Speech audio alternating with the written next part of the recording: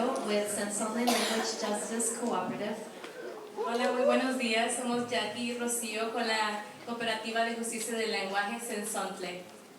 We will be providing simultaneous interpretation from English to Spanish. Vamos a estar proveyendo la interpretación simultánea del inglés al español. So you may see us in the back or off to the side whispering. Tal vez nos vean atrás o en una esquinita como hablando bajito. But we're not talking on our phones, so please don't think we're being rude. No es que estemos hablando en nuestros teléfonos, así que no estamos siendo groseras. And we just want to ask the panelists and speakers to please keep us in mind and keep a moderate pace as you speak. Entonces les pedimos a los panelistas si pueden tenernos en mente y que puedan hablar de un paso moderado, por favor. And we want to thank the organizers and all of you for providing interpretation and in an effort to make this a more inclusive event. Y queremos darle las gracias a los organizadores y a todos ustedes por traernos aquí y crear un espacio más inclusivo. We hope you have a rich and lovely gathering today. Espero que sea una reunión muy provechosa. Thank you. Gracias.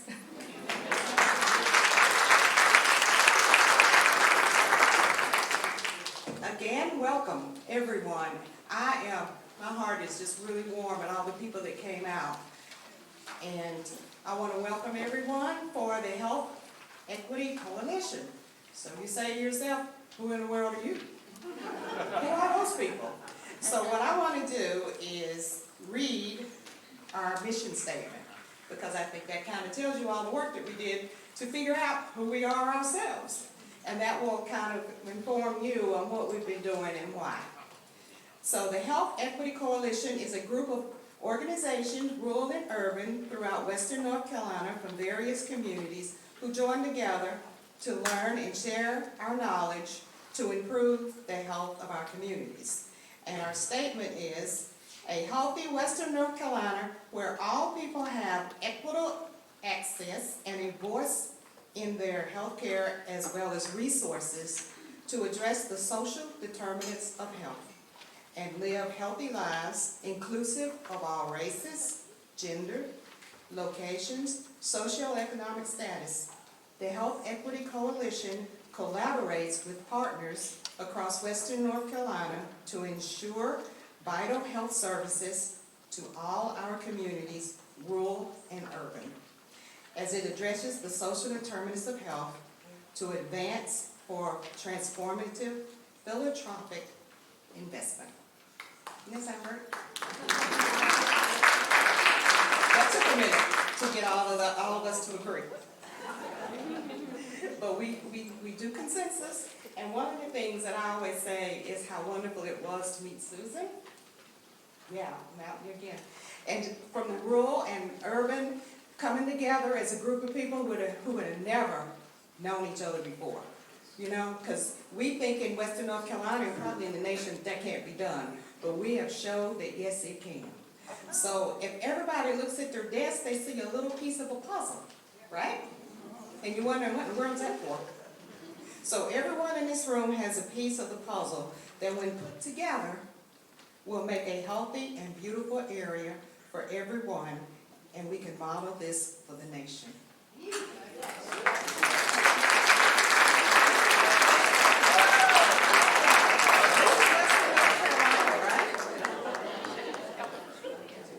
So I thought I would give you something that you can hold on to in your heart as people in Western North Carolina, as we grow and learn together. That will help us when we have that feeling that something can't be done. Just keep thinking about that little piece of the puzzle, because everyone has a piece. And if you drop your piece or lose your piece or don't know where to put your piece, what's that puzzle going to look like? Right? So right now I'm going to let Susan come up.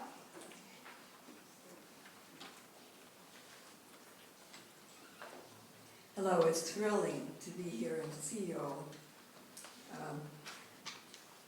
This event came together with outstanding speakers and panelists doing this because they believe in the work and they're willing to share what they've learned. Philanthropy means, and there are probably several definitions, but this first one just fit. The desire to promote the welfare of others. That's what we're about. You should know that this event is being live streamed so that people throughout Western North Carolina can view it. I'm thinking of rural citizens who have had to drive hours each way to get here. Western North Carolina is largely rural, and most of our speakers have great experience to share about their work in rural areas. I'd also like to recognize Deborah Miles and Tamiko Ambrose Murray, who have co-led this organization.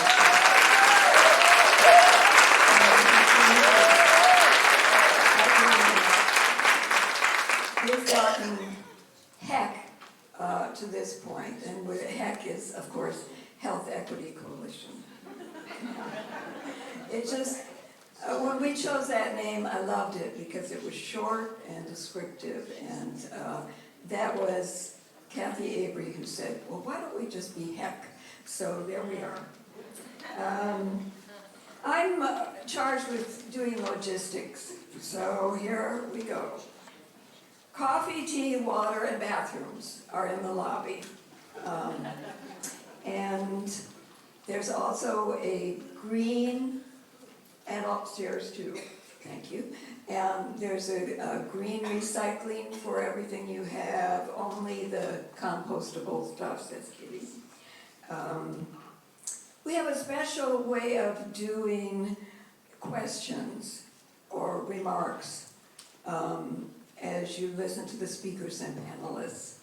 So if you will, in your program you should have 3x5 cards. If something occurs to you that you want to ask, please write it on that and pass it down this way. And we have baskets. We will collect them and share them with the speakers and the panelists during Q&A. Or even before, Alan McGregor suggests. I'd like to thank our very generous sponsors. Of course, the University of North Carolina at Asheville. And the forum itself is hosted by OLLI, the Osher Lifelong Learning Institute.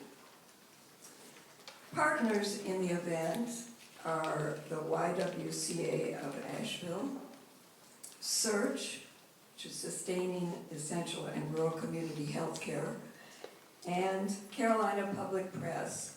And I have been asked to say a word by Stephanie Carson, who says there's a table in the hall, and if you would like to be on their email list and get notices of what they're doing, please sign up out there.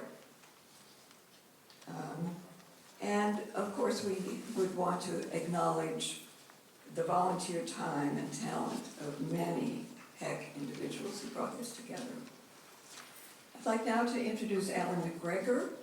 We are fortunate to have Alan speaking for Health Equity Coalition today.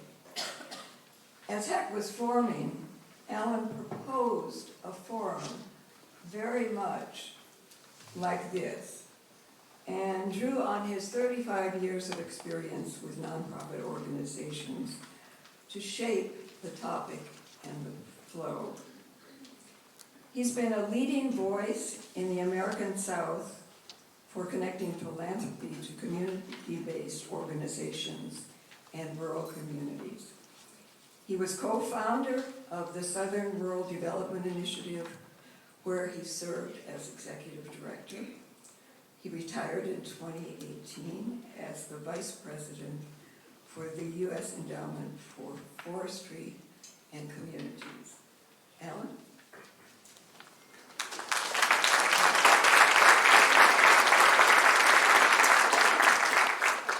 Just want to thank all the HEC volunteers who are here. This has been extraordinary teamwork. We appreciate everybody's contribution. And thank you all so much for being here. As you may have heard, we sold this place out pretty quickly. We probably should have gotten a bigger place, but it just indicates the interest that people are coming with to this issue. My job this morning is to frame up the conversation a little bit more, and I feel pretty inadequate about that because it's kind of a complicated thing. So I'm going to call on Seamus Heaney, who's a little bit more articulate than I am. You may know him, a great Irish poet. And he wrote a poem called Double Take. And I think this verse, you may have seen it scrolling earlier this morning, may be applicable to our situation. History says, don't hope on this side of the grave, but then, once in a lifetime, the longed-for tidal wave of justice can rise up, and hope and history rhyme. The longed-for tidal wave of justice can rise up, and hope and history rhyme. Now, Heaney had a much more serious situation he was talking about. He's talking about how conditions aligned unexpectedly in Northern Ireland to allow the cessation of violence there. So we're not quite in that kind of a dramatic situation here in Western North Carolina, thank goodness. But I do think that we're reaching a period of time where we might begin to start weaving history and hope together a little bit more. So that's really what we want to talk about today. So in the context of Western North Carolina, what is hope? And in the context of today, hope is all the things all of you are doing through nonprofits, community organizations, health organizations, government, business, all working to redefine and grow our communities to be prosperous, healthy, and equitable. We already have those efforts moving forward, and we're showing high aspirations already. We do have hope here in the region that we can call on. So what is history in this moment? I'd say history this time might be shaped by the fact that we have new resources in the region, and those resources are substantial. Some of that's Dogwood Health Trust. You know, honestly, a big part of that's Dogwood Health Trust. $1.5 billion is going to make a difference. It changes things. It allows us to aspire differently. So we need to think about this. We may need to define this period of history as unexpected resources to build healthy communities. But it would be a mistake to see that new and unexpected condition to be all Dogwood Health Trust. There are other resources, other funding sources, new organizations, new ideas about how to work. Local governments are evolving here. There are many new creative businesses, and people are organizing. So just to show the diversity of resources, will those of you who are working philanthropy stand up? How many of you work for a foundation or grant-making organization in philanthropy? So, it's not just Dogwood Trust. Look around the room here. We've got great folks. Now, all of you who are givers and give your own money, stand up, and let's see how many philanthropists we have. All right. We've got a lot of giving, a lot of philanthropy going on in the region, obviously. So I hope that makes the point. So it is in part Dogwood Trust, but it's not totally Dogwood Trust. As large and important as they are, the Dogwood Health Trust can't write our history. The people in our communities will write our history still. And the leaders of Dogwood Trust have a sobering responsibility to determine what the purposes of the foundation will be and what the programs will be. That's an awesome responsibility, also in the old meaning of that term.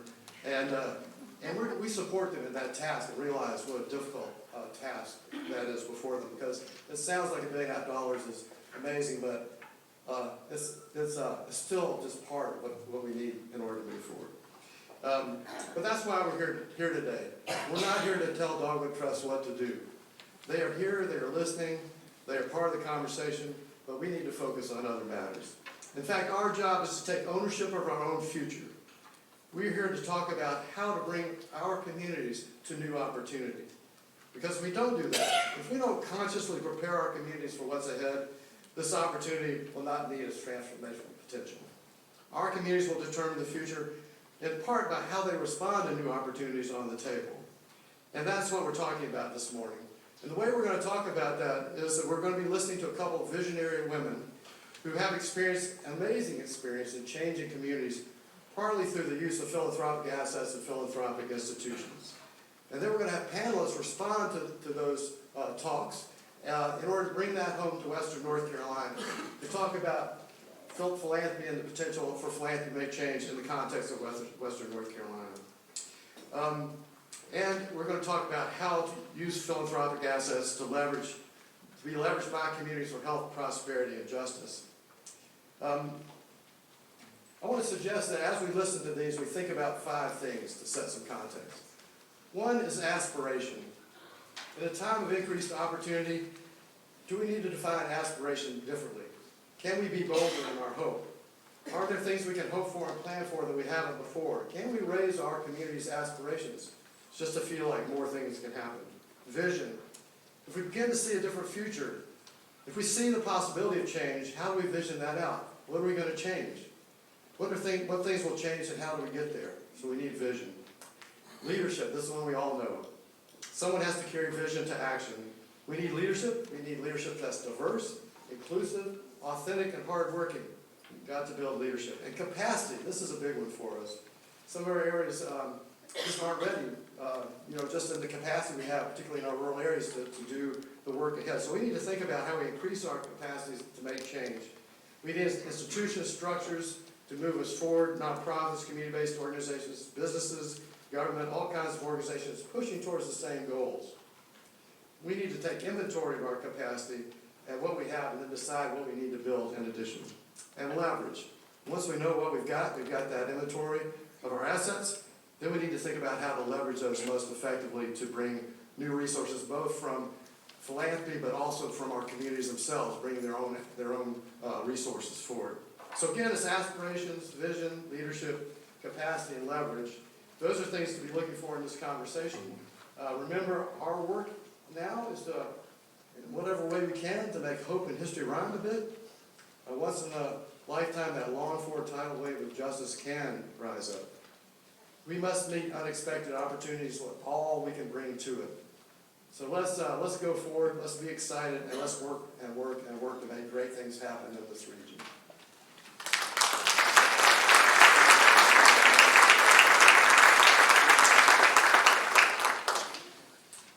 It's my pleasure to introduce Brenda Salazar. But first I wanted to thank a few other people who made contributions to make this happen. The Self-Help Credit Union was instrumental in providing funding. Alan McGregor and Maggie Mead, Kathy Avery, Victoria Hicks, thank you very much. Brenda Salazar has just completed 2 years as the first CEO of the Headwaters Foundation of Montana.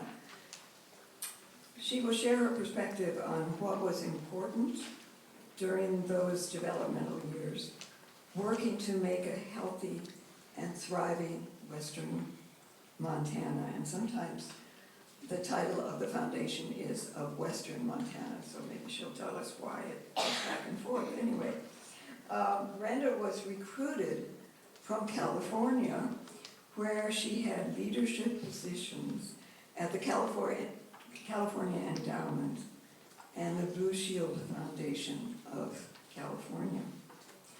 She has a degree in law and is a Terrence Keenan Emerging Leader in Philanthropy.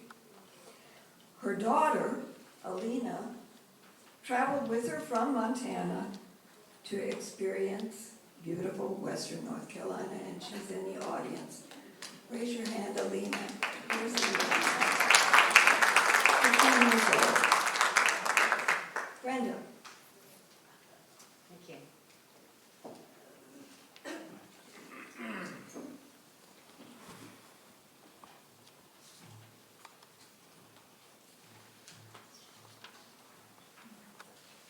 All right. Good morning, everyone. I like the headless headset because I like to be among the people and not behind the podium. It's kind of consistent with my approach to philanthropy. About 20 years ago, a mentor of mine was talking to me because I was getting recruited for my very first job in philanthropy, and he said to me, Brenda, who do you think you're accountable to in this new role? And the eager beaver, very youngsome me said, my boss. He said, try again, Brenda. Who are you accountable to? I said, oh, I know, the board. No, Brenda. Think about it. Who are you accountable to? And as I sat there kind of struggling, and I didn't know anything about philanthropy at the time, I said, Calvin, can you please help me? I don't know what you're trying to get at. And he said, you are accountable to the community. When you go into this role, remember that. Because there are too many people that go into philanthropy and forget that through their course of their career. And that conversation has stuck with me through my entire career. And I've been doing this work now for 20 years, first in California and now at the Headwaters Foundation. And the name changed, Susan, because Headwaters Health Foundation of Western Montana was too long to say, and everybody just started referring to us as Headwaters, and so that's how we ended up with Headwaters. But I want to go back to Calvin's words of advice to me, because it's something that has really driven the evolution of Headwaters and the evolution of my story in philanthropy. Because I often say that the resources that came out of the sale of our hospital in our community don't belong to me. They don't belong to the board. They belong to the community, and if the community is really going to be an equal partner in this, they must have a voice and a part in doing the work of Headwaters. So that's really what I'm going to share with you. How many of you have been to Montana? Yay, there's lots of people. It's a beautiful country, but there are there's some similarities, I think, and as I was talking to Susan, I was like, oh, the story of Headwaters is very similar to what's going on in Western North Carolina. So we are a health conversion foundation. Our local hospital got sold, and the resources from that created the foundation. And I'm going to start off by first sharing with you a high-level overview of where we landed, and then I'm going to go back to how we got there. The foundation serves the 15 most western counties in western Montana, and when we were created, our founding documents said that we needed to address the health disparities and the health challenges that exist in our state. So our vision is a Western Montana where people, especially the most vulnerable, and in Montana that tends to be the American Indian community that suffers significant health disparities, as well as low-income families.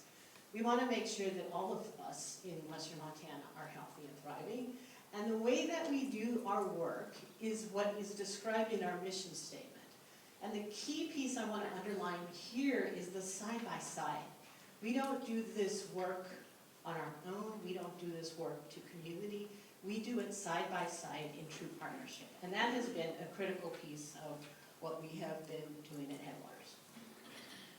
Our strategic focus, so this is sort of our big framework that we think about, is a social determinants of health, which is a lot of gobbledygook to a lot of people.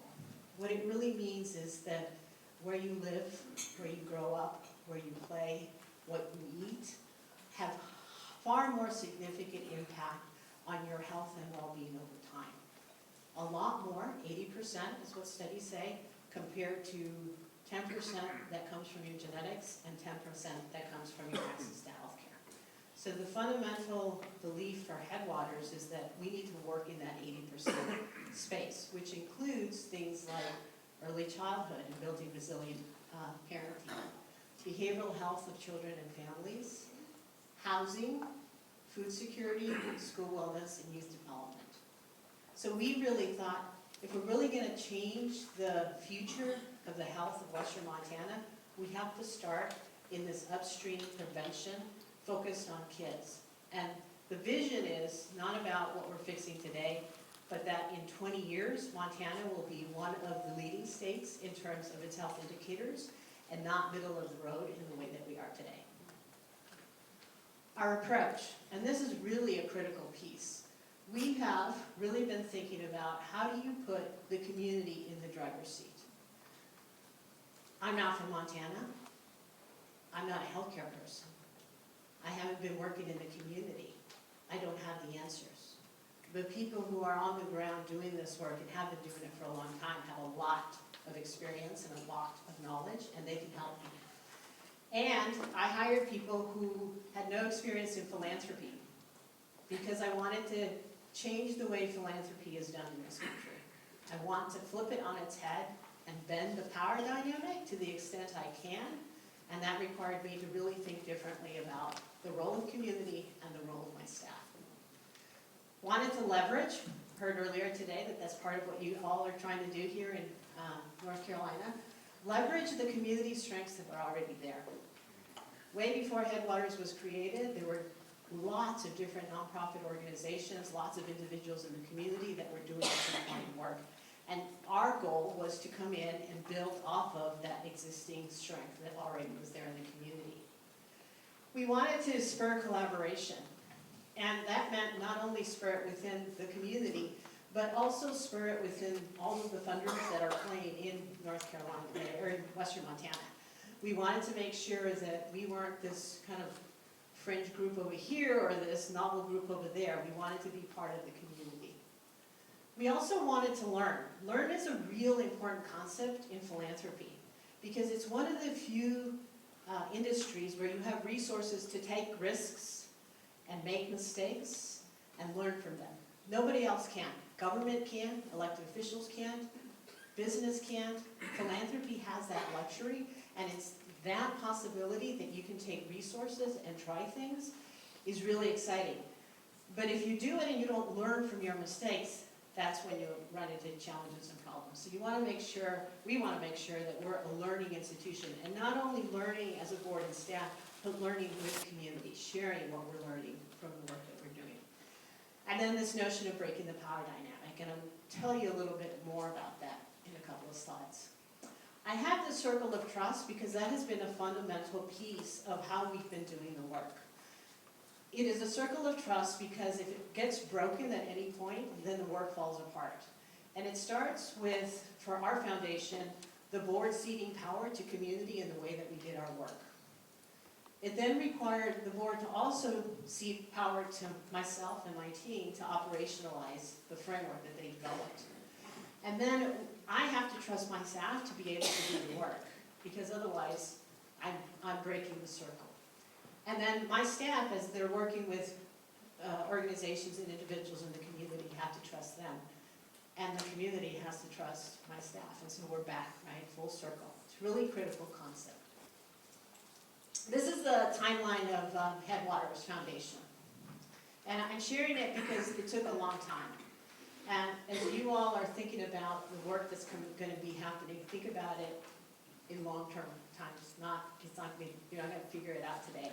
It's not going to take a year or two, it's going to take a while. So our hospital got sold in 2015. We then spent a lot of time talking about all kinds of issues. Then there was a series of formation articles that were crafted in 2016. I joined the foundation in 2017, and we really didn't launch our strategy and our grant making until the end of 2018. But we had a real contentious start. There were lots of people involved initially in the decision about selling or not selling the hospital. Community Hospital, which Community Medical Center, which was the hospital that was sold, had been in Missoula for over 75 years, had been built by the community, had been supported by the community, and there was a good segment of the community that did not want the hospital to be sold. So that was the first initial fight. After that, the decision was made, and it was a split decision by the board. The community was divided and not happy. Then there was the second fight, I call it the second fight. The second fight was, where does this money go? And lots of people lined up because lots of people thought that it should be their money. The first example of that was the Missoula Community Foundation. It's a foundation that had existed, and it felt like it was ready, set up to do this work, and they should get the resources. There was a recently newly created healthcare conversion foundation, the Montana Healthcare Foundation, that had come into creation, and everybody said, well, they're already doing the work, let's just give the money to them. Some of our board members, and I have permission by my board to share this, thought that the money might go to the university, because the university was an anchor institution in Missoula, Montana, which is where the hospital is located, and they thought that the money should go there.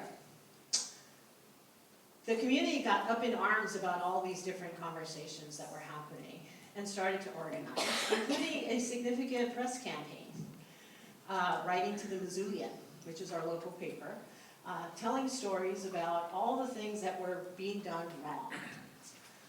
that there was not an opportunity for input, that the community was being left out, and that backroom deals were being made around who was going to get this money. And that got the Attorney General involved. And the Attorney General came in. This is fun, right? Yeah. Luckily, this was all before me.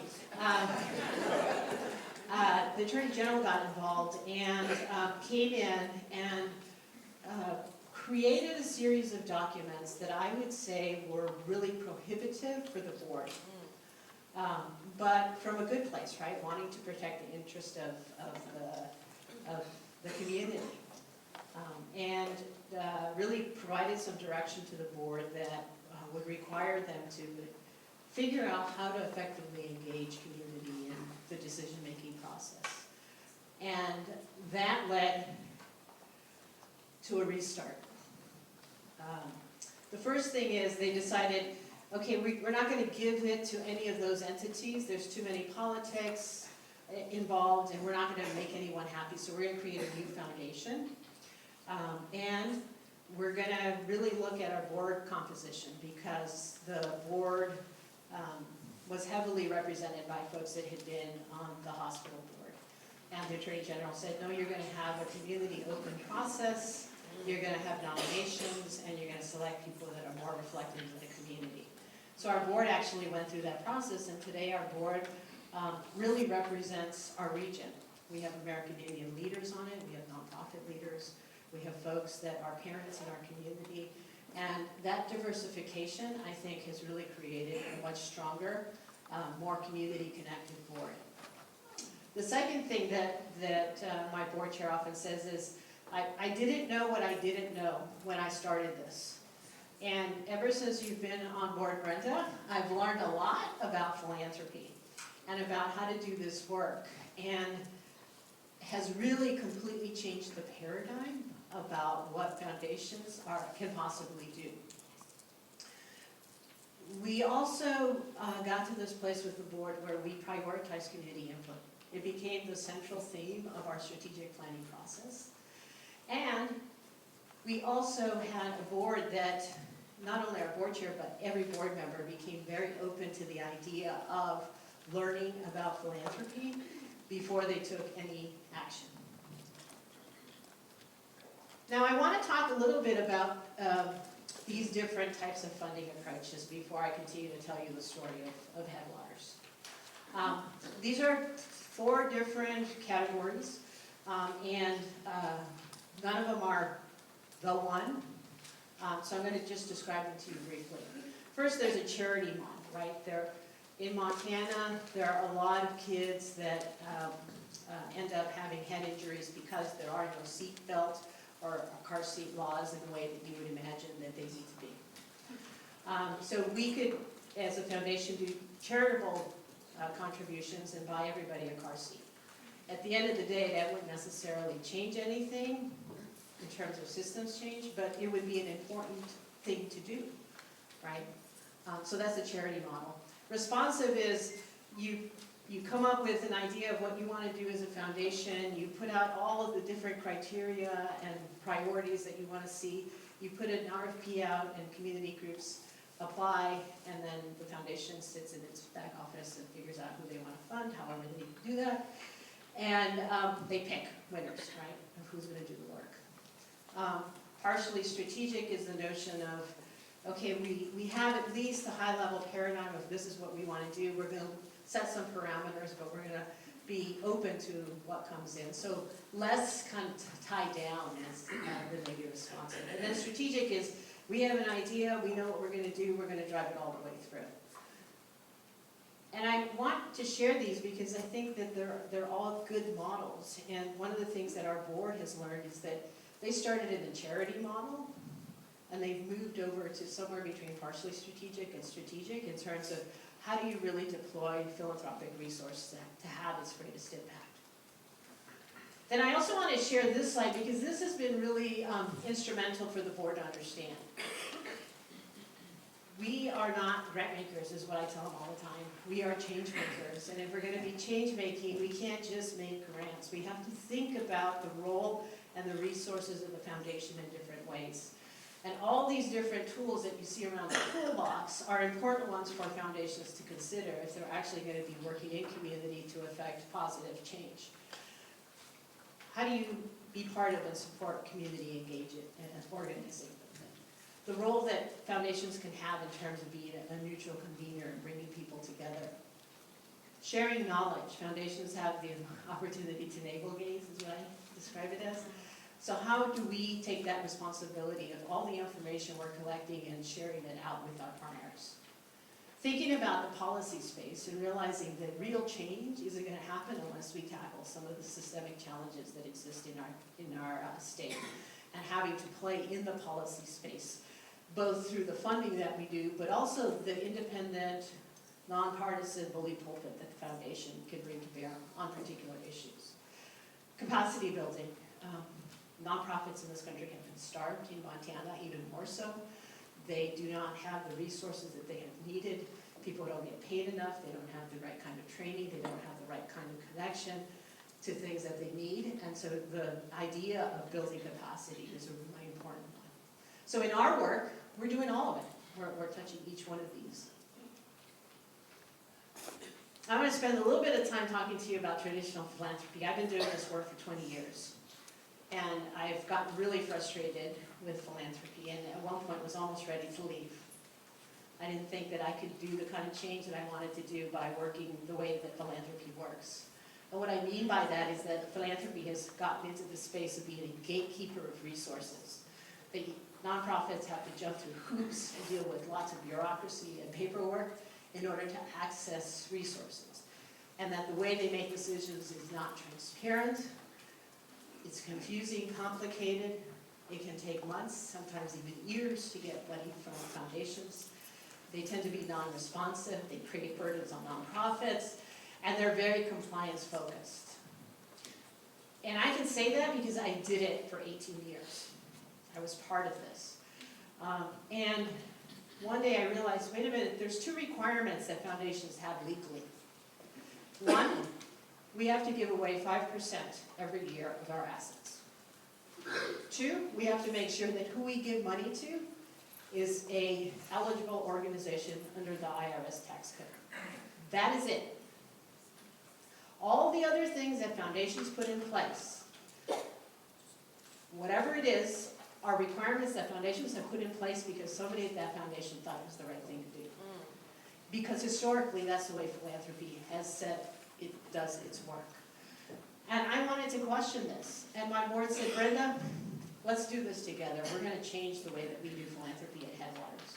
And we're going to start by thinking about how do we provide general operating support to those organizations that are already mission aligned and that are doing the important work that are going to address the social determinants of health in Western Montana. How are we going to be transparent and responsive? How are we going to act on the feedback that we ask from our partners? How do we simplify and streamline? And I'm going to tell you a little story about that. And how do we think about ourselves as more than just funders, as real true partners?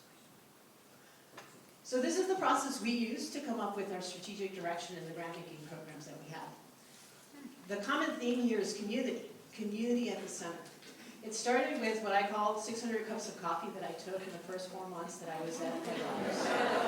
I don't know if you've been to Montana, but there's rural and then there's rural. Frontier, right. I have to drive 2 hours in between towns, and there's almost nothing in between them, except itty-bitty little towns of like 20 people here and there. So I drove up and down Western Montana and met with anybody and everybody that wanted to meet with me. Hospital CEOs, nonprofit leaders, school superintendents, the sheriff at towns, religious leaders, you name it, I met with them. And 600 may not seem like a lot, but there's only 1 million people in Montana. So it's a representative sample. We also did a community survey. We put it on our website throughout the whole strategic planning process, asking people to weigh in on what they thought we should be doing. We did a lot of research and looked at a lot of different data that existed, but there was one data source, and I don't know if this exists in North Carolina, but it did in Western Montana. County health departments are required to do community health assessments, which are, oh, they're here, so you can use that. They are input by community members on what are the health issues that are that they see in their community. So community voice again in the center. We then developed scenarios and options of things that we would do, and we went out and we had community forums kind of similar to this. We had people sitting around tables, we gave them a card and we said, write down your best idea that you want to see funded. Right? No requirements, no parameters, just your best idea. And we then had a process that the community used to rank those ideas, and that ultimately ended up being the focus that we brought to our board. So the board was at the end, and this is an example of the board ceding power to the community, where the community really had a significant say in our strategic plan. These are our 4 program areas. So we make grants in each of these different buckets. Our sponsorships are the supporting organizations and their fundraising events, and they have to be organizations that align with our mission. It's about 2% of our overall giving every year, and our giving is $5 million a year. We have our policy and influence, knowing that we need to put some resources, as I said, if we're going to affect change, we have to support those kinds of programs. It's about 13%. Go grants that I'm going to describe in a second, because I think this is what's most exciting from a rural perspective. And then our strategic initiatives, which are more strategic focus, but we're still giving communities an opportunity to design that. So I'm just going to spend a few minutes talking about our strategic initiative. We launched our very first one. It's an early childhood initiative. And we said to the communities, this is what came out of those community meetings. They said, focus on early childhood. That's the #1 thing. So we launched a 0 to 5 initiative. And then we said, we're going to fund communities to come together and identify something that they want to work on in the early childhood space. And gave them parameters of what we thought it would require for an organization to be a lead, we call them an anchor organization, in doing this work.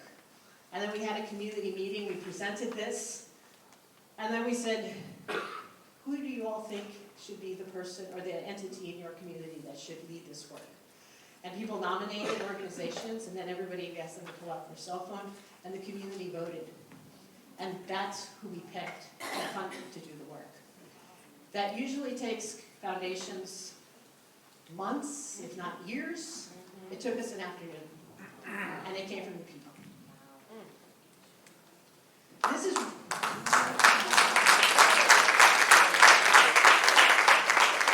a really interesting snapshot. I tell my funder colleagues, I don't have what's called a board docket. A board docket is sort of the internal language that we use to talk about how foundations internally make decisions and make recommendations to the board. I don't have one.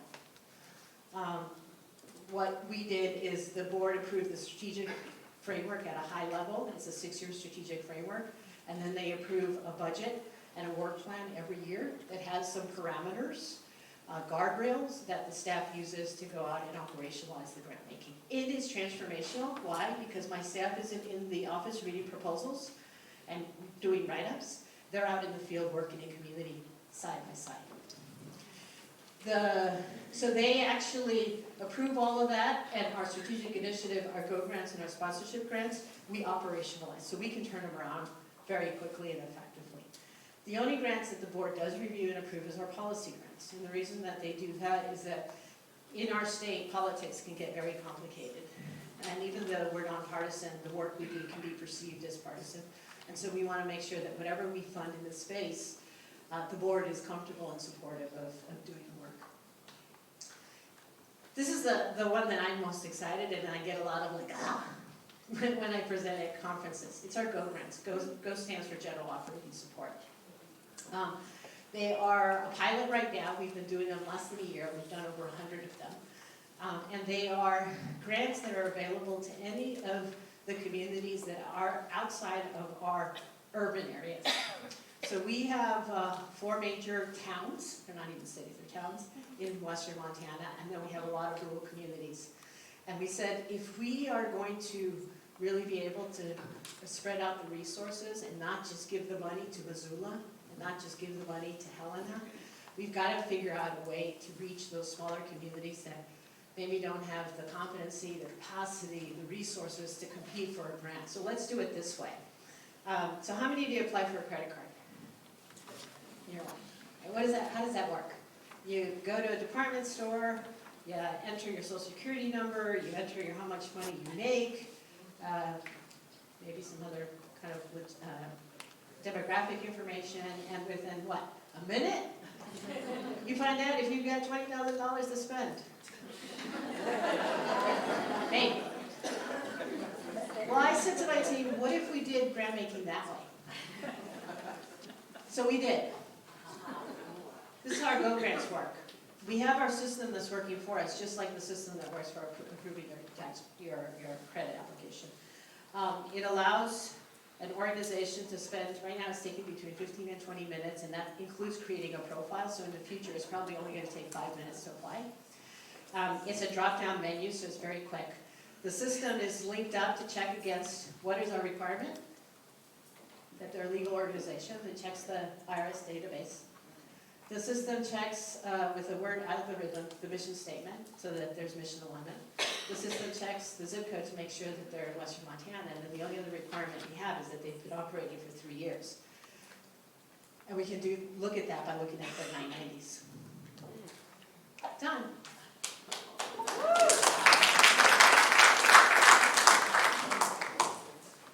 People say, well, what about due diligence, Brenda?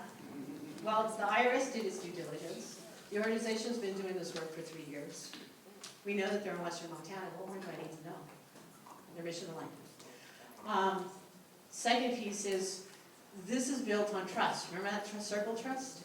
This is trusting that these organizations that have been on the ground doing this work can do this work. And that my role is to make it easy for them to do it. And we can go out and build relationships. So this summer, my staff is going out and visiting all of our Go grantees, and we are hearing amazing stories about what small rural communities can do. These are $5,000 grants. What they're doing with $5,000 grants. Transformational. And I can't wait to collect these stories and be able to tell them out, because the other thing my philanthropy colleagues tell me is, what about impact, Brenda? I promise you that if you invite me back in a year, I'll tell you the story of impact of the Go grants. But I think that this is a great model that really is changing the way that philanthropy does its work, and that is, again, putting the community at the center of what we are doing. So here are lessons today. First, trust matters. Trust is a critical, important thing, and it's not easy. It takes time. It takes relationship building. It can get broken, and the focus is on repairing that. And we have had to do all of these things through the course of the Headwaters story. Value community. This is all about the community. The community knows itself, knows its answers to the problems that they face. And if you really focus there and build upon that, you can actually get to impact. Take your time. We've been at this since 2015 at Headwaters. It's 2019. We're just beginning to scratch the surface. It's probably going to take a long time for you. Money is secondary. Money doesn't fix problems. People fix problems. So trust, relationship building, that's really where you need to focus the work. Learning is key. You will make mistakes. We've made tons of them already. We've had to kind of change course on different things. But the important piece is that we have acknowledged that we're going to make mistakes and we're going to learn from them and do better. Transparency, to really be transparent in the way that we're making decisions. So the fact that communities can vote publicly in a transparent way. Scary as hell, I'll tell you. But it can work. And being clear that this is how our money's going, this is how we're doing our work. That really is, in essence, I think if you can get transparency and trust and relationship and put community in the middle, you can get to transformational change. It's what we're seeing in Western Montana, and what I hope you all get to see here in Western North Carolina. Thank you.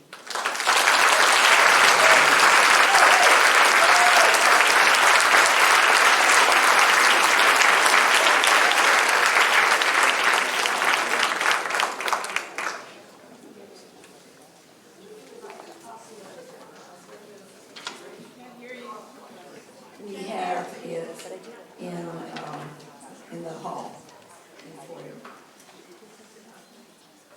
We have a dynamite panel to follow up on this with the moderator, Alan Smart, who is that.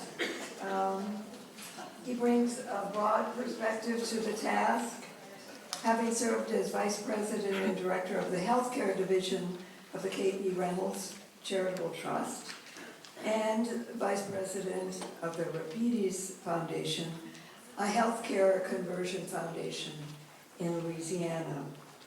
He's an advocate for improving rural philanthropic practice.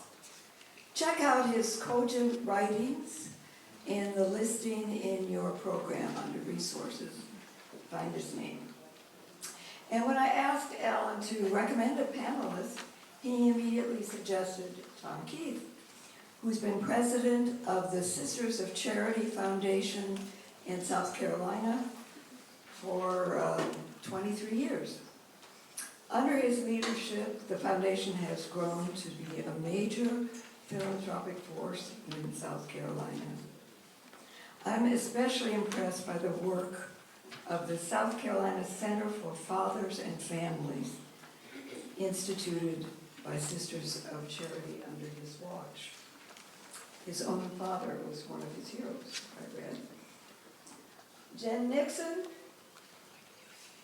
is here from North Carolina, came back to the town where she grew up to lead the Reedsville Area Foundation, which is a long-established conversion foundation and serves rural Rockingham County, where during her tenure she's been a change maker, working to embed an equity lens and to create non-traditional leadership. And one thing you should know about her, she has a PhD in applied social studies from Warwick University in England.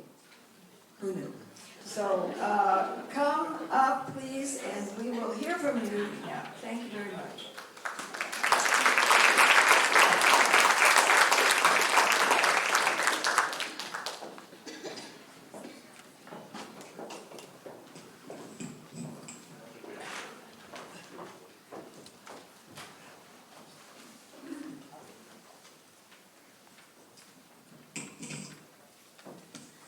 Well, greetings everyone. I'm in from Winston-Salem, so it's a beautiful drive and happy to be here. And thank you, Susan, and all the organizers for having us. It's both a personal and professional passion of mine that at times has become almost overwhelming, this idea of how philanthropy can best connect to community, particularly in the rural space. And after 20 years inside the walls of funders, first in Louisiana and then in North Carolina, I've had the privilege for the last couple of years of kind of roaming around the country, writing, presenting, provoking at times, and but really taking a look at what really effective community-based philanthropy looks like. Some of it very tactical, as Brenda talked, some of the tactical piece, but some of it very kind of cultural, how philanthropy can be embedded in kind of leadership structures, in the kind of the advocacy work that any community needs to have a vision going forward in a holistic, equitable kind of manner. So we have three outstanding grant makers here. You've heard from Brenda already. Just to give you a little context, no one knows the actual number. There are somewhere between 300 and 400 healthcare conversion foundations in the country, in 47 or 48 of the 50 states. We are nearing the end, likely, of wave 3 of the conversion movement. And the waves have had different kind of healthcare reimbursement and business contexts, fear of managed care, technological demands, aging of religious orders. I'm working now with a startup healthcare conversion in Huntington, West Virginia, where the totality of the sisters, the Catholic nuns who ran the hospital in the United States, numbers 17, and their average age is 82. And they made a decision only recently, in the last 2 or 3 years, they could no longer be kind of present in the way they wanted to in terms of operating two rural hospitals in West Virginia. So, you know, the movement is very tied into kind of both the history of the evolution of healthcare, But I think we need to recognize that healthcare conversions in many, many places in the country have become almost overnight the dominant philanthropy.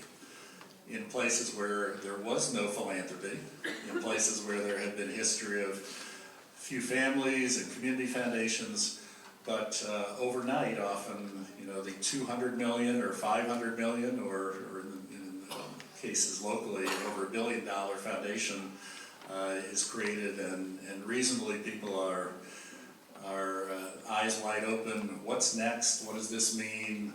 Where do we go from here?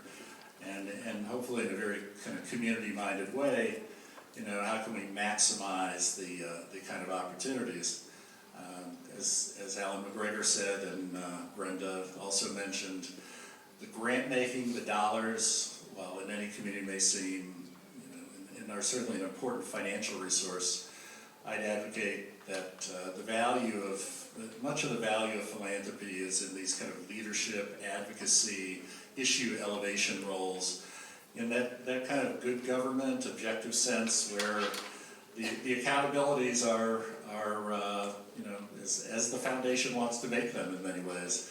They're not government, and they're not mandates that are legal, but they're mandates that certainly should be embedded in community and how the community sees itself going forward. So we certainly are mindful of time, having run a number of these kinds of sessions in my time, so we're going to get to a few questions that I had prepared for my colleagues. I'm going to let Tom and Jennifer kind of take a few of them, and maybe since we've heard from Brenda, she can kind of either reflect on what they've said or add a little, to what you had just talked about.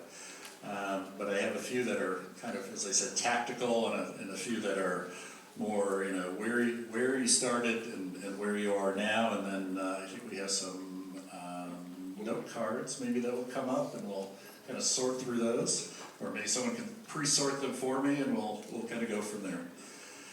So we'll start with Jennifer down at the end. Talk a little bit about the mechanisms that you have in place, and perhaps the evolution of those mechanisms for community input into your strategy, into your grant making, into kind of really your relationships across sectors, and tell us a little bit about what you feel has worked well, what you feel really proud of. Absolutely. Good morning. I want to play off what Brenda said about having staff that's in the community, being visible in the community, and take that one step further and urge you to hire staff that's from the community, that knows your community. There's no better way for a foundation, a new foundation, to gain credibility. And there's no worse way than to start with an all-new, brand-new slate of people that no one knows, no one has seen, and you're being asked to trust, because trust doesn't happen overnight. So I think having people that the community knows and trusts in your foundation is a great first step. The other thing that we've done is we've gone outside of our own walls. We recognize that our foundation building and our boardroom is not always a comfortable place for community to sit physically. So we hold our board meetings on our Public Housing Authority in their conference room. We go out into communities. We're visible. We wear jeans. Not a big deal, sort of a big deal. We talk with people, we know people. We try very hard to minimize the us and them, the do and for. We hire staff who live in communities, who experience the issues that we feel like are important to us.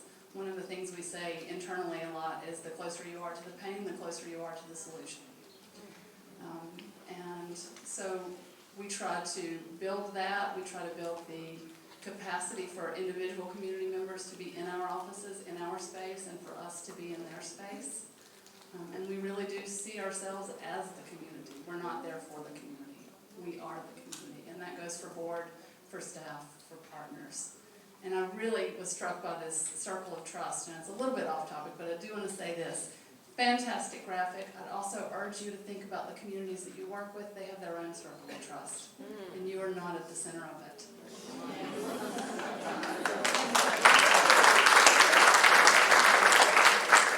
And to your job to maintain that trust as well. You're one part of their work, and that, I think, decentering philanthropy, and that's very hard to do when you're looking, you know, at $1.5 billion, but decentering the role of philanthropy in social change.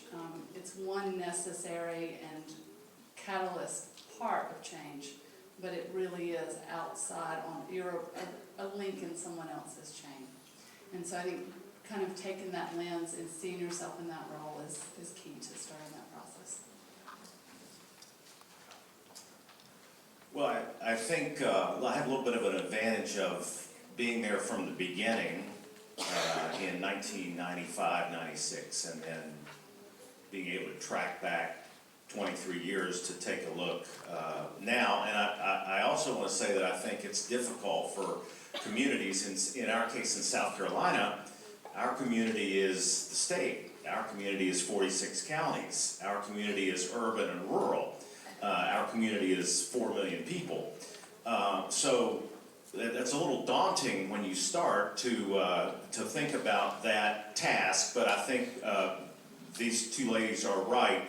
Oftentimes philanthropy can sort of be overly proud of itself, and that they feel like they have all the answers and, you know, everybody else needs to listen.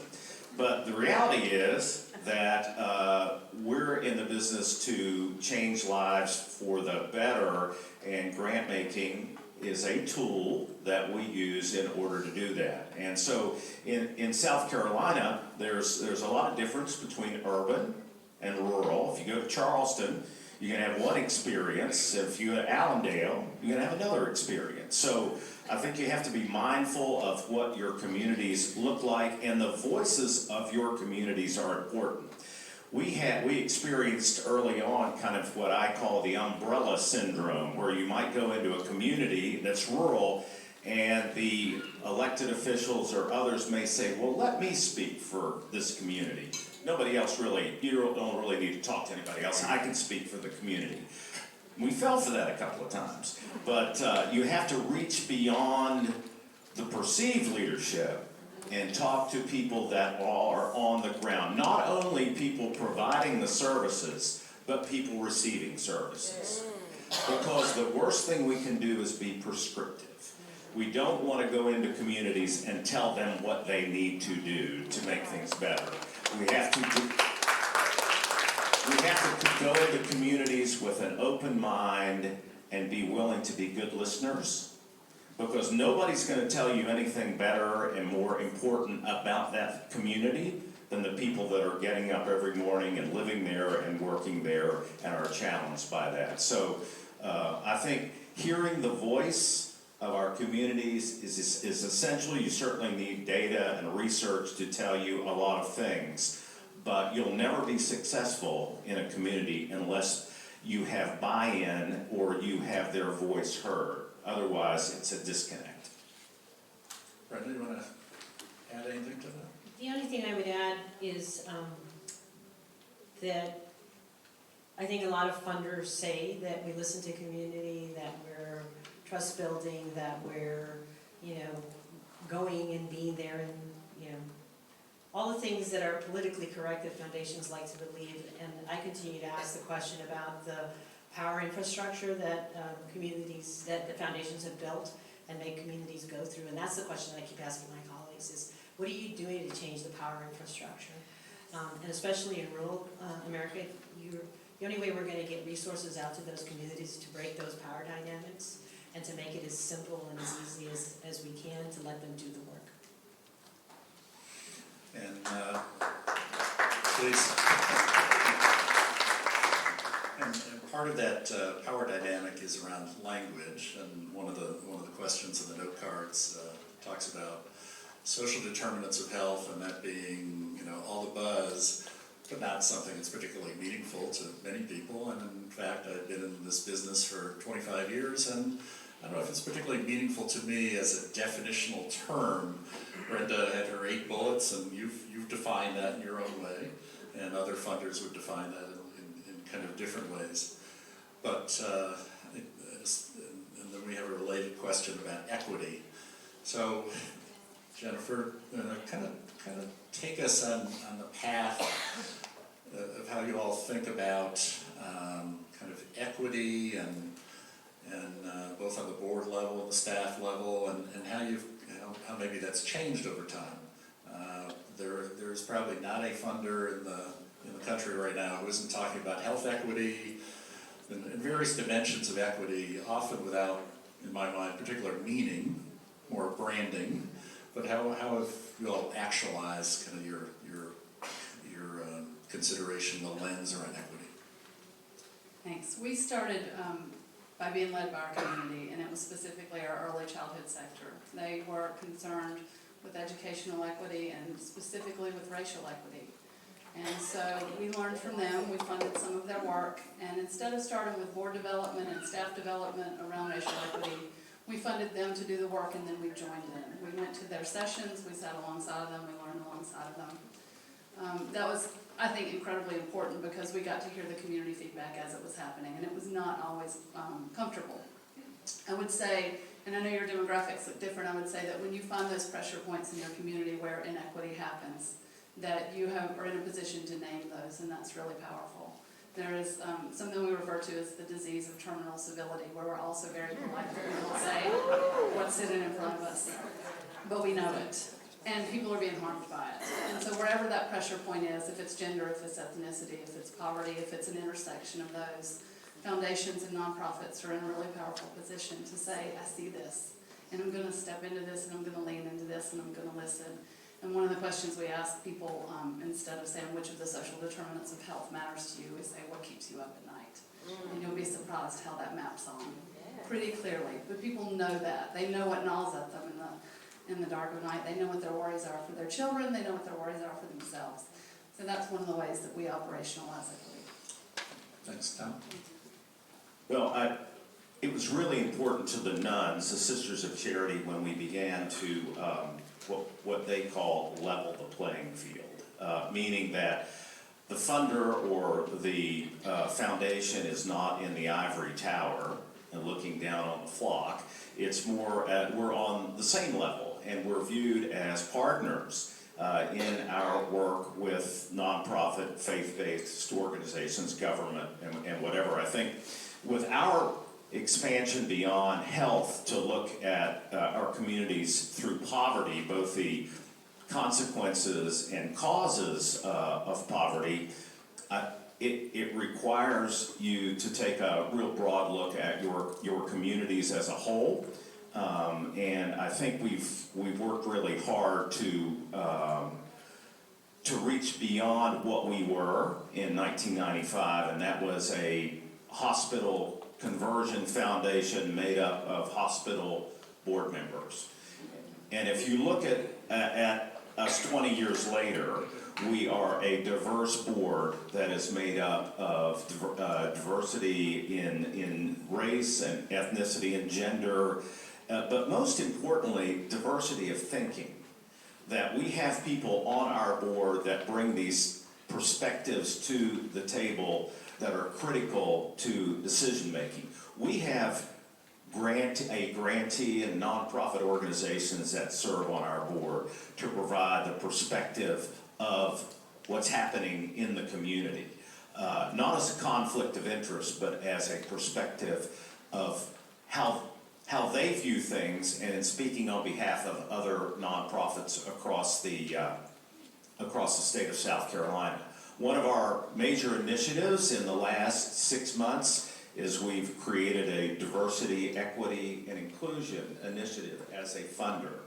And we're trying hard. We started with our staff and then our board and out into our communities. We're holding a series of events in our communities and with our grantees and others to talk about the importance and the realization that inequality exists in South Carolina, and what can we all do together to improve that situation? For us, it's not about labeling our work as equity, it's doing the work in an equitable way.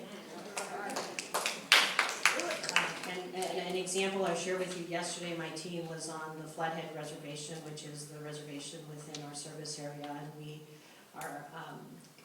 co-hosted an event called Women for Wellness, where they invite women from the reservation to come and access all kinds of services. The foundation had a board, and our board was a booth, and we had a board there that was asking people, what would it take to make your community healthy? And we had Post-it notes, and we had everybody write down whatever it is that they wanted. And I got a screenshot of that yesterday from my team. That's social determinants of health. What's on that board?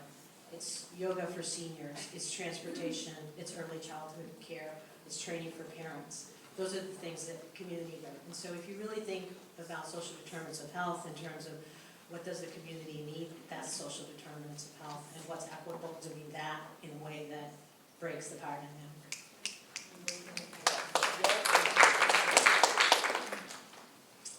Let's talk a little bit about something Brenda surfaced about risk. So most foundations of any size say they want to be innovative, risk-taking, ahead of the curve, pushing the question. The validity of that in terms of their actions might be questioned at times. And there's various interpretations of risk in philanthropy of, the prospective grantee might be risky in terms of their stability, or the idea is risky, or there's personal risk to staff or leadership or board.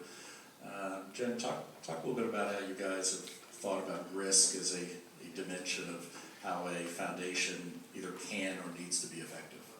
Right. We use a model in which we look at our portfolio of our active grants every time our board meets, every 2 months.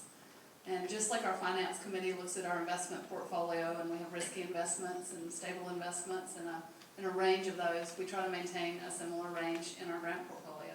So we knowingly go into grants knowing that they're going to be risky and they may fail, but we also hope that those are the ones that will have the bigger payoff. And so we just use that portfolio model. We also remind ourselves that we want to fail, that if we're not failing, if we don't have grants that fail, we're not doing our job, we're not taking enough risk. And we lash ourselves to the mast of that, because it does hurt when grants fail and you've invested money. And it does keep you up. You do think, gosh, we're a smaller foundation. That was $25,000 that could have gone somewhere else. But you have to be prepared for that, because some of those will pay off. So really, I don't know that we have exactly the right mix. I think we say we want to take risks and we get to the edge and we step back a little bit when the gravel starts to fall over. But we're getting closer all the time. If we're going to be in the change business, we've got to be in the risk business for sure. And if you look at what we do in South Carolina, for example, many of the organizations that are serving rural parts of the state are very grassroots. They are small, limited staff, mostly volunteer-driven, great people, great hearts for the mission, limited capacity to do that work in a way that maybe is possible. And so we've committed a lot to helping those organizations improve on the ground in their communities so they can make life better for those people living in those communities. Risk is part of everything we do in our grant making every day. Some things are going to pay off big. Some of the long-term systemic grants that we've worked on, but equally important are those smaller grants working in those rural communities when there are not a lot of opportunities or alternatives beyond what philanthropy is able to offer. So we haven't been doing this work long enough to know whether or not we're taking enough risk yet. Probably in another year or so we'll have a better sense. We have risk.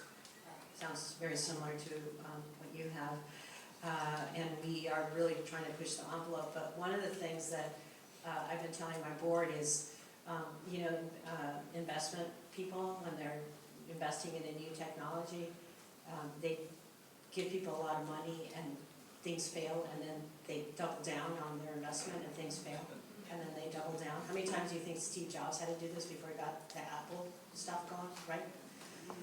Why don't we do that in philanthropy? And so what we've created is something that we call a contingency fund. And the idea is that something's falling apart. We have money in our budget that we can go and say, this is falling apart, but we still believe in what they're trying to do. So now we're going to add money to this to make it go over and not fail. we had a follow-up from the audience, so whoever wants to volunteer to tell us about a risk that you've recently faced, or one that played out, or one that perhaps didn't play out, and maybe how you thought about the risk at the time and how you think about it now. We had a situation about 5 years ago where a nonprofit that we funded was struggling in different ways, and one of the ways they wanted to save money was to close 4 rural school-based dental clinics around South Carolina. They're just going to put the locks on them and walk away.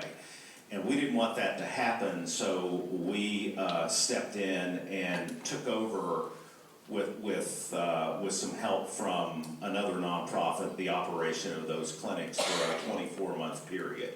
We helped stabilize the funding situation. We helped strengthen the community investment into those clinics, and now, several years later, they're back up and operating on their own, self-sustaining. Had we not stepped in and taken the risk, the locks would still probably be on those dental clinics today. And the result is hundreds, if not thousands, of rural children, low-income children, are being served that might not be served otherwise. Anyone else? No? You're good. Got a couple of questions, and Brenda certainly has had such an explicit kind of programmatic attention to general operating support or consistent support of nonprofits to kind of innovate, and I'll read it straight from the card. In general, foundations tend to give grant money for projects that have specific outcomes or than operating costs. Can you advise our local foundation on how to change that paradigm, fund operations rather than specific projects? And this is a constant push and pull within every foundation in America, I think. And I have my own perspective, particularly in the rural kind of landscape of the value and the need for funding general operating support. But Jen, you want to take that? Sure, and I do work in that landscape, and I would love to hear yours before we get off the stage. So we do recognize that, and our board, like every other board, has a bias towards wanting to do the new and exciting and sexy thing. Where it is most powerful is when we do engage with the community, we facilitate groups, we pull groups together. It's incredibly powerful when a board member's in the room and we ask community members and nonprofits, what do you need? And they say directly to our board, we need general operating support. It has to be said, and it has to come from the nonprofits. I mean, as staff, we can say it over and over, but it's so powerful. We just recently convened all the art and music teachers in elementary and middle school and said, look, what would you guys do with a $1,000 mini grant? And they went, we don't want your $1,000 mini grant.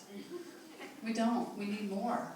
We need ongoing support. If you care about music and education, we need more than that. And that was incredibly powerful, and it changed our whole paradigm about what we're going to do around that. So one of the things that we do, because we're a small local funder, is we ask our partners, and a lot of times we help with this, I feel like a matchmaker, to bring other funds to the table to leverage so that we can be general operating support and see some innovation happening.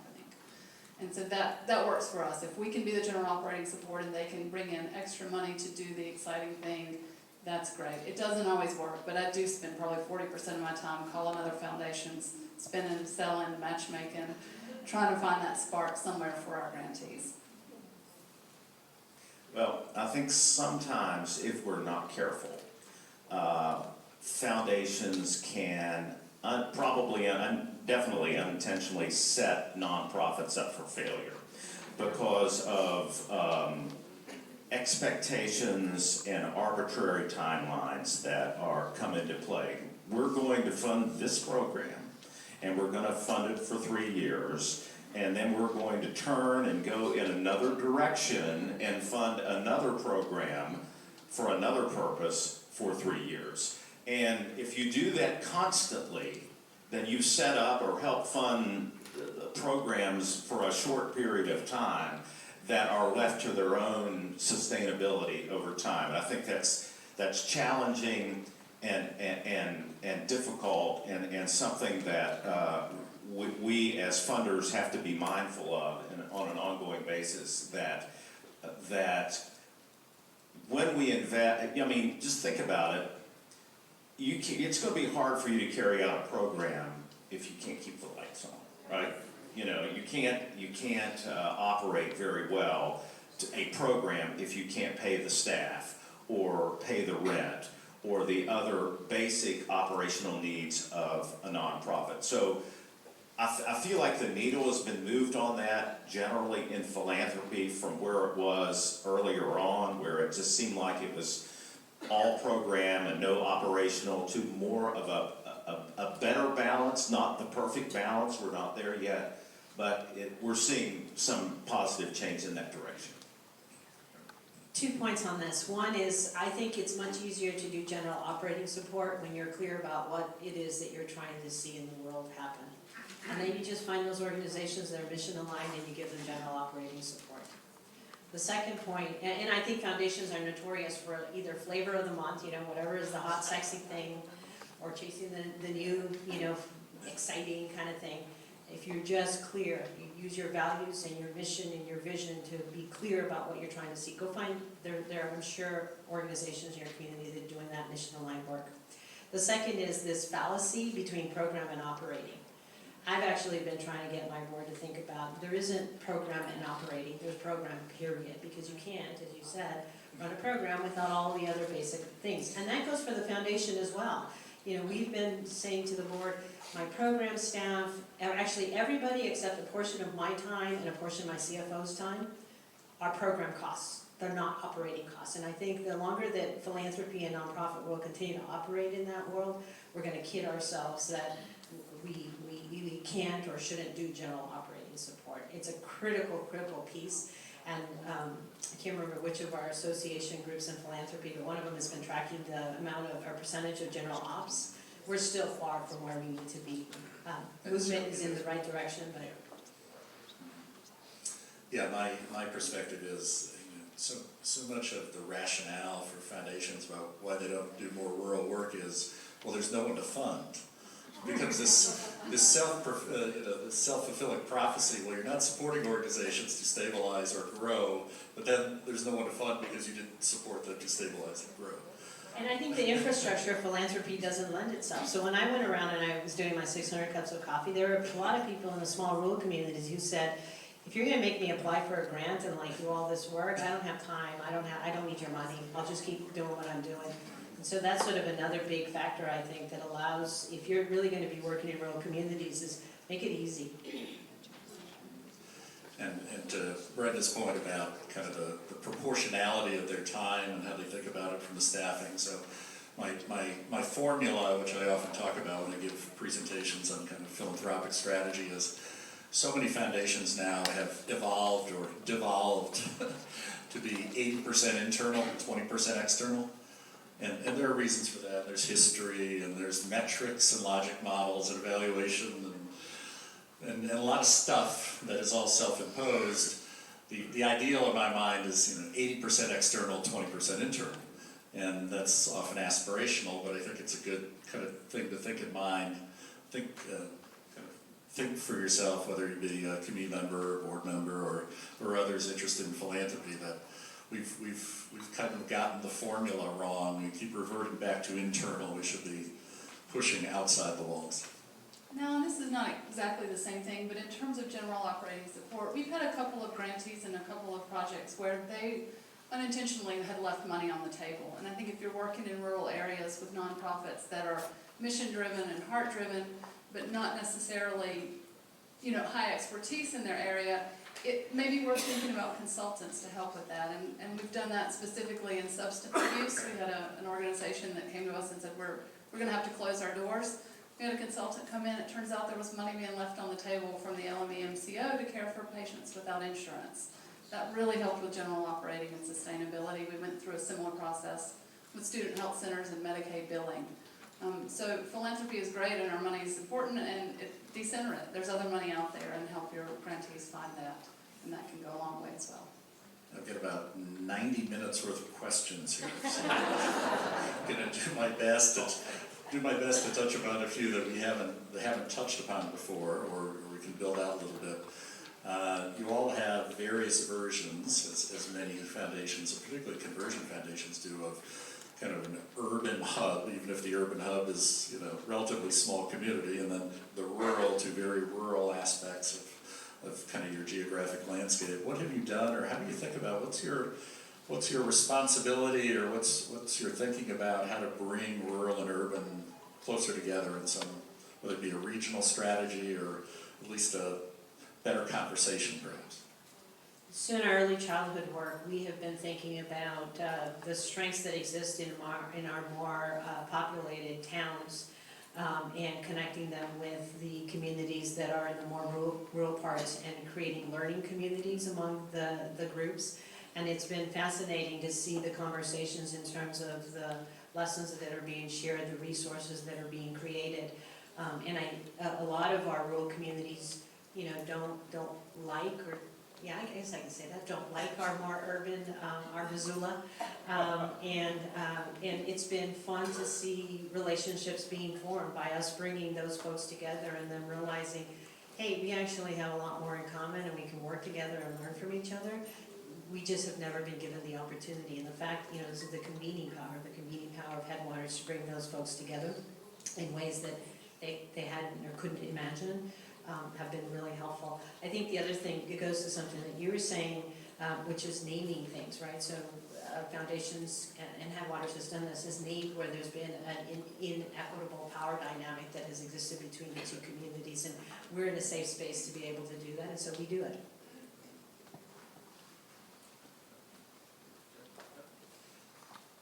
Trying to make sure we don't leave anything on the table that's either so fundamental or we can deal with quickly here. That one, Brenda can deal with that one individually. That's a good one. So time for two, I think, and one is certainly merits a lot more attention than we're going to be able to give it here. And I think it runs through three of these, and concerns from the Black community in this region, and let's broaden it to, you know, whether it be people of color, people who have been voiceless, marginalized, whatever characterization you want to use in your work. What's been your intentionality about inclusion and focus and just making sure that the foundation has its eyes on the prize in the right places? I'll jump in here. So Montana is a very unique state. It's 95% white, 4% Native American, and then the rest is a mixture of folks. But the Native population has horrific health disparities. They tend to die 20 years younger than the rest of the population in Montana. So when you hear about 4 or 5 year health disparity that you see in other urban areas, and then you compare it to what's happening in Montana, it's just crazy. So we have, you know, that's why we intentionally have prioritized American Indians in our work. And when we were looking after 6 months of grant making and looking at our data and realizing that less than 2% of what we were funding was actually touching American Indians and funding American Indian-led organizations, we said we have to do something about this. We have now convened an advisory committee of American Indian leaders from our region that represent both the tribe and the urban areas, because we have a lot of different American Indian representation in our region, not just the one reservation that we have.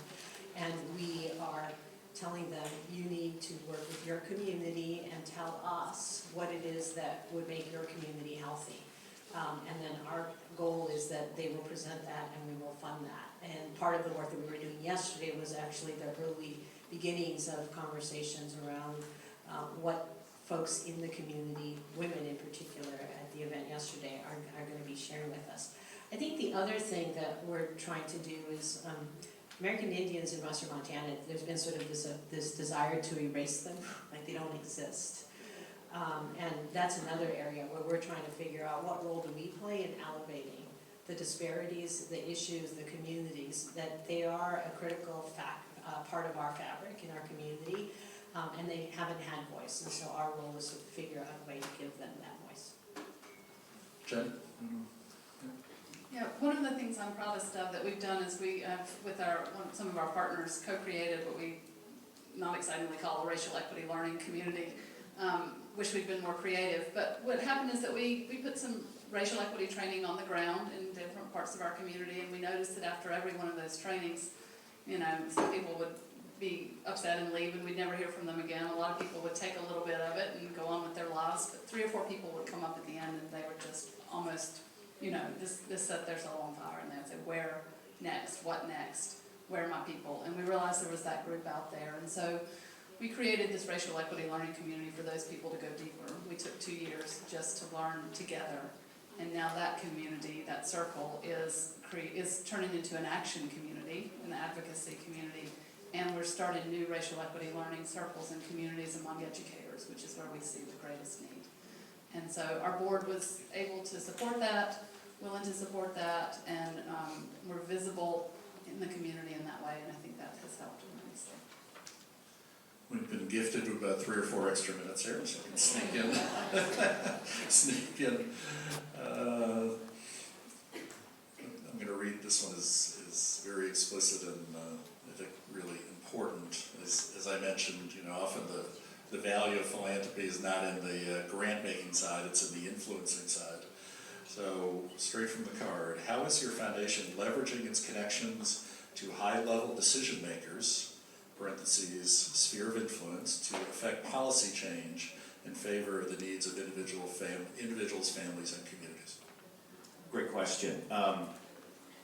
20 years ago, I would not have thought possible what I now know has been possible in working with low-income fathers in South Carolina. The statistics tell us that single-family households in South Carolina, low income, are more likely to remain in poverty over life. They're going to have poor performance in the classroom. The kids are higher juvenile crime. There are a lot of indicators that make it an important issue. And when we started that 20 years ago as a funder, we were the only one really moving forward in that direction. And you fast forward 20 years, and we have now, we created the South Carolina Center for Fathers and Families, who served over 100,000 men in the last 20 years. We created, through family court judges and policy work, alternatives to incarceration. So rather than taking a low-income father who has a low-paying job and locking him up for 3 months, and then he gets out and nothing has changed, we provide an alternative to incarceration where that father goes to a fatherhood program and gets job training, completes his GED, becomes receives parenting skills. And at the end of the day, last year, for example, the Center for Fathers Alternative to Incarceration program saved the South Carolina taxpayer $9.4 million in costs in deferring men who are not criminals, just can't pay their child support, to alternative programs. So that's policy work, I believe.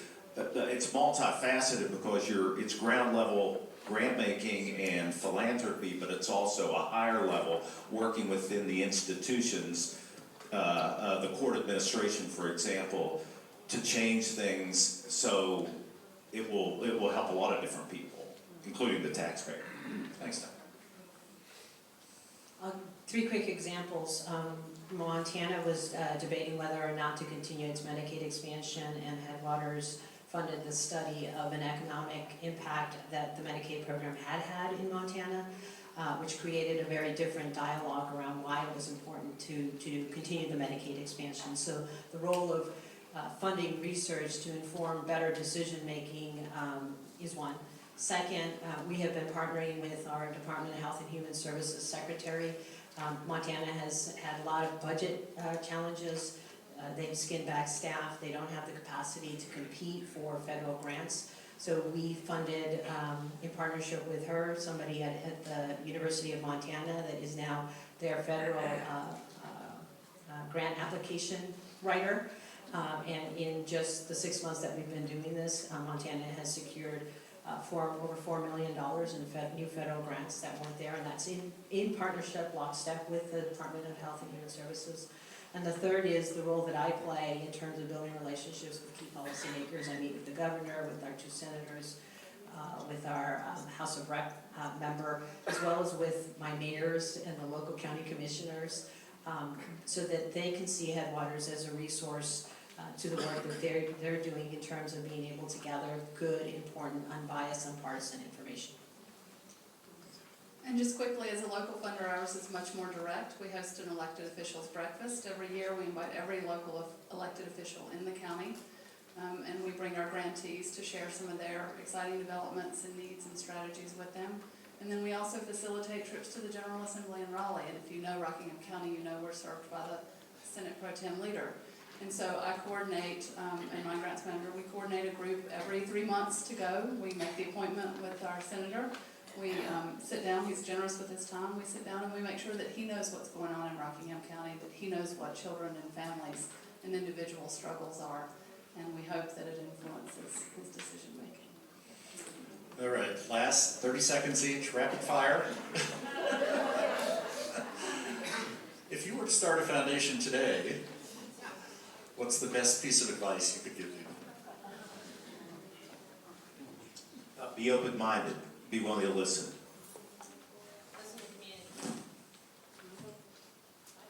Take the risks that are the scariest. Well, thank you all. Can we have a round of applause for their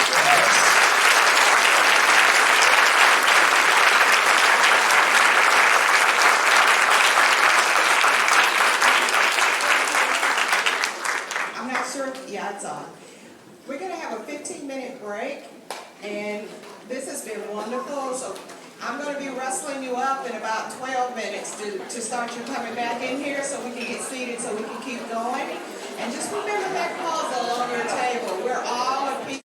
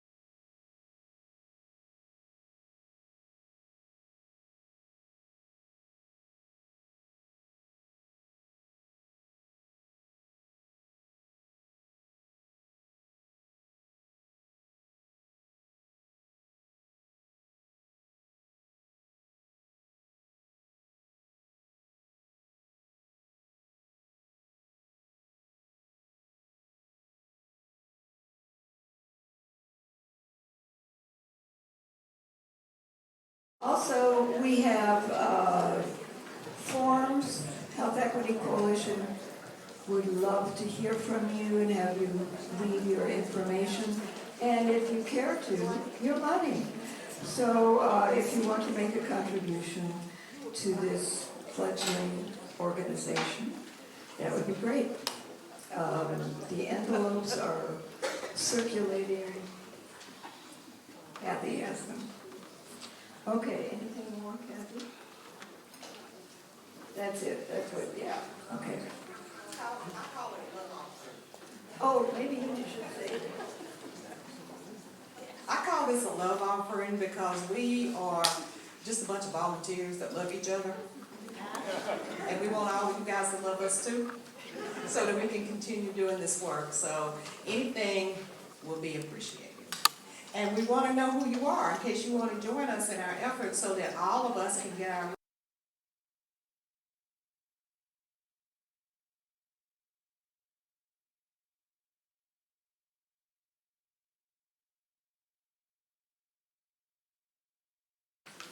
For 20 years, Kelly Ryan has led Encourage, a community foundation in Wisconsin Rapids, Wisconsin, in realizing its simple yet bold vision of a community that works well for all people. Named one of the 50 most influential leaders in the nonprofit sector by the Nonprofit Times, and a rural innovator by the White House, Kelly often speaks and writes about the opportunity for philanthropy at the intersection of people, place, and prosperity. She has served on the Council of Foundation Board, and Encourage received the Council's highest award, the Critical Impact Award for Philanthropy. So, and by the way, I hope that you'll take your program home and read all the bios. They're truly inspiring, these folks. Kelly.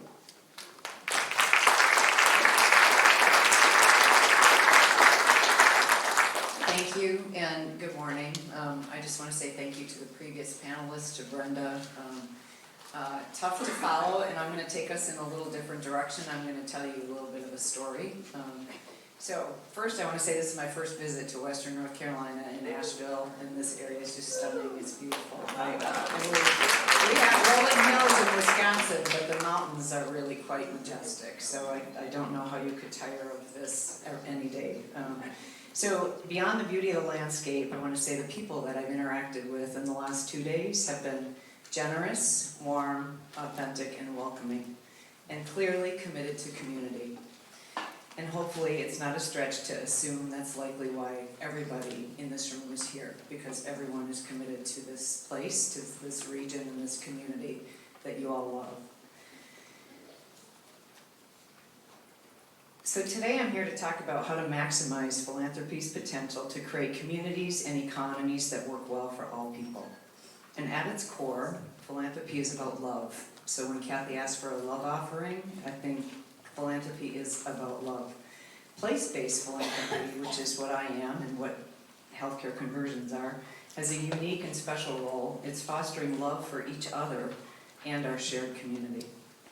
So this morning I'm going to focus on 3 connected areas through which our foundation works, because I'm telling you a 20-year story in about 20 minutes. And I have to pick my shots here and tell you a few things, and then I'm happy to answer questions afterwards.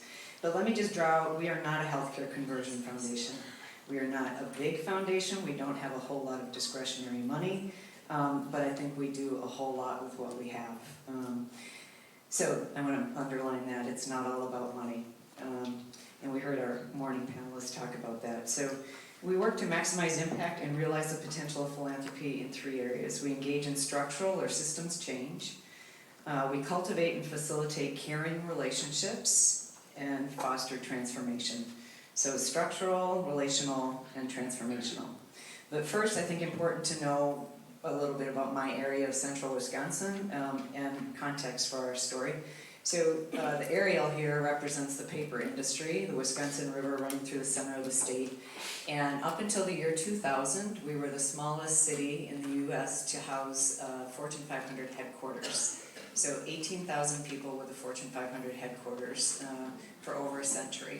So we had not only a single industry culture, we had a one company town culture. And life was very good for a long time in that area until 2000 when the headquarters sold, the company sold and the headquarters moved to Finland. And within 3 years, we lost 40% of our total employment. And we had a real economic crisis on our hands. Not only did we have an economic crisis, we had a crisis or a vacuum, if you will, of systems and leadership. So you think about everything in service of one single company in that kind of contained area. Leadership was provided by the company in general. Workforce systems, economic development structure, everything was in furtherance of the industry. And so all of a sudden, we've lost 40% total employment and we have a vacuum. And we were a pretty traditional community foundation at the time. We were raising money and making grants, and that was predominantly what we were doing. And we went out in the community, and what is it that we can do, and had strategic conversations, and the community said, we want you to create jobs. And so for an organization that was cutting scholarship checks, creating jobs was not on our radar. But clearly, and very soon, we understood that it would not matter if we built a large endowment over time if we did not have a community to serve. And so our board decided that we needed to step back and assess what is it that this community needs us to be. So the way that we did business in the past, we knew was not going to serve us in the future, and the community was calling on us to do more than fund development and grant making. And thus we embarked on a nearly 2-decade-long journey of changing the way we did business in pursuit of economic and cultural transition. So when we think about economic transition, it's very connected to culture, and the culture that had been created in that area was one that was not going to foster innovation, change, and motivate new thinking. It was one of dependency, multi-generations growing up to work in a paper mill, and you know this in other industrial economies. So the first thing is then a frame for how we approach our work, and I've used this quote for 20 years, and it really is still relevant. It's Maya. It says, you did then what you knew how to do, and when we knew better, we do better, right? And there, I love that quote. There's a lot of grace, generosity, and compassion in that quote. There's humility, there's a commitment to learning, and I will say it's not easy to do this work that I'm going to talk about. It's extremely difficult at times, however, it is supremely rewarding. And I'll talk about challenges, but today I'm going to talk about highlights about how we did our work and what mattered. So the first area I want to focus on is structural. Understanding the systems and structures at play within a community or an issue area is essential. Systems are created over time and shaped by those with power, privilege, and the ability to shape outcomes. So today, we know we have systems and structures that are not working well. They're not working well for everyone. So systemic inequities must be addressed in order for true, sustainable, positive change to occur. Structures, including institutions themselves, must adapt at a pace which mirrors the speed, rate, and scale of change that is occurring in the world around us, and that is very, very difficult to do. This work requires a long view, a role that philanthropy with patient capital and a commitment to love of humanity is uniquely positioned to play. Systems weren't created in 3 years, and they will not be changed with short-term thinking. They will also not be changed without a willingness to embrace risk. And we heard risk this morning. Not just any risk, but prudent risk. Finally, we believe and we've experienced that when working with structural issues, we have to work both within the existing system to affect change, and in a parallel fashion outside the system to seed innovation, new thinking, and look for change opportunities. So 3 examples from our work. I want to talk about first a big system, workforce development. This has been a 12-year initiative, and I'm going to compress it in just a few sentences here. But workforce is both an internal system, external system, and it's local, it's state, it's federal, right? So the intersectionality there. And workforce is a complex, messy system because childcare plays a role, transportation plays a role. Philanthropy came together in 2005 or 6 at the national level, led by Ford Foundation, Hitachi, Gates, and a number of others, to intervene in the federal workforce system and fund new approaches to leverage change. And they called this the National Fund for Workforce Solutions. You have a couple sites in North Carolina that I'm aware of. In 2008, we became the first rural site in the nation to participate in the National Fund, and we're still part of it today. The difference in the National Fund is that they took a dual focus, so not the focus on what the employer needs solely, nor what the worker needs solely. It was, what do both parties need to be successful? What does the employer need, and what does the worker need? And then tie that to the context of place, right? In sectors that are important to that economy. In our case, it was advanced manufacturing. So key elements of this work included a funders collaborative of co-investors, so bringing people together. If ever there was a time to come together around job creation and workforce training, it was what do we do with a lot of middle 50-year-olds who have no future in front of them, can't see the future, and have lost their identity because they're no longer a paper worker, right? So there's a whole lot tied up in that. If there ever was a reason to have all funders together, that was it. Put self-interest aside. It doesn't matter if you fund animal welfare or you fund, health and well-being. It's all about how do we help people see hope and opportunity in the future. CEO Peer Council of Advanced Manufacturers, and we spent a little time yesterday in Morganton at Opportunity Threads, but they're doing a little bit of the same thing. So a CEO Peer Council of Advanced Manufacturers, competitors at the table who realized that their future was intertwined, and that if they came together around pain points with training opportunities, they could create scale, they could create new training opportunities, and they themselves could begin to transform the workforce. And this has been happening for over 10 years there. And lastly, the service provider network. And when I say workforce is complex and it's messy, over 75 organizations for 10 years coming together to talk about what is this system in a holistic way. So the initiative recognized complexity and breadth of workforce, as well as the interdependence, and this is important, interdependence of worker, business, and community, right? A much deeper understanding of interdependence within the system enabled a focus on collective interest and shared vision, and the results have been transformative. So over 2,000 workers have received degrees, trainings, or certificates. 35 manufacturers have changed their practice, have collaborated or worked together, embedded and co-created new career pathway certificates, degrees, and training programs that have now been replicated across the state of Wisconsin.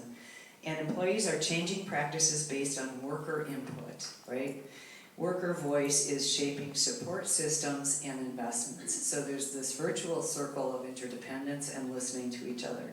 So today, we don't staff that anymore, and I should have qualified that and said, we're not just an investor. So we're not just we staffed that workforce program. So I had workforce trainers, advanced manufacturing experts, because the capacity just wasn't in the community, right? So we staffed it. Over 10 years, we incubated it, and now it is housed permanently at the technical college, right? So home, permanent home. I think that's a good example of seeding, incubating, nurturing over time, and finding capacity that you can then embed for sustainability. Northern Ireland, I want to talk about our own structure. So Alan opened with Seamus Haney, right? I thought we were going to come to Northern Ireland in my talk here. But this was about our own structure as an institution. Early on, we were a Ford Foundation grantee in 2004, 2005. And when the president of Ford, who was Susan Beresford at the time, and our program officer came in, they looked at this community that had been really very divided along class lines. I mean, very divided. So there were certain roles in that community, and you played the role, right? You were either a worker, or you were labor, or you were management, you were a member of the country club, or you weren't. You lived on the east or the west side of the river. And their assessment was, you are not going to transform this community or this economy using a U.S. model of trust, community foundation that was born out of trust banking. That in fact, you need to go overseas, and we're going to send you and some community members overseas to see community philanthropy in action. That's about fostering connections, love, and they sent us and community members, a group of us, to Northern Ireland. And we spent almost a week there with the community trust, and the lessons we took away first were that they told us all the money in the world would not transform that economy if they could not get people to stop killing each other. And in fact, that the real work was about fostering forgiveness, peace, reconciliation, so that we could move forward and build trusting relationships. And it's from that platform then community is able to be built and grown. The other thing they did for us was when we came back, they said, now you need to think differently about how you use money, the money that you have. And so they sent us for a week to the northern New England states, and we spent time with a state, a national CDFI called Coastal Enterprises. And this was about community development financial institutions. I don't know if people are familiar, but Coastal Enterprises New Hampshire Community Loan Fund. So how can we leverage parts of our portfolio, our fixed income, to use it to invest in local people and local businesses? Carsey Institute and a handful of others. So within the space of like 6 weeks, we came back and our heads were spinning on, so what does this all mean? It means that we stand for something, and we had to get very clear about what it was, what kind of community did we want, and in naming the kind of community that we wanted, or economy, there were values implicit in that. And so that process led us to a clear value statement this was 2008, and a commitment to equity, inclusion, and shared stewardship.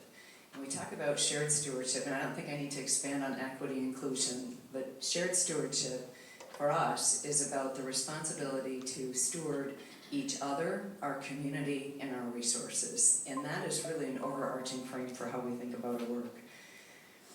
So now, in addition to structural, I'm going to go to relational. And I worry when I hear divisive and pejorative rhetoric that all too often characterizes public and community-based work as inefficient, wasteful, duplicative, and self-interested, which frankly is quite sad because what I have seen from community residents is something very different. Our neighbors, and I would suspect yours, are creative, resourceful, innovative, curious, and they care. And people care deeply. They care about each other, their communities, and our shared future. Philanthropy, by definition, can and should cultivate this caring, using the care and commitment for each other in place to bridge differences, whether it's geography, such as rural versus urban, race, gender, sexual identity, class, or any other number of ways that we segregate ourselves. Philanthropy can bridge difference and navigate a center.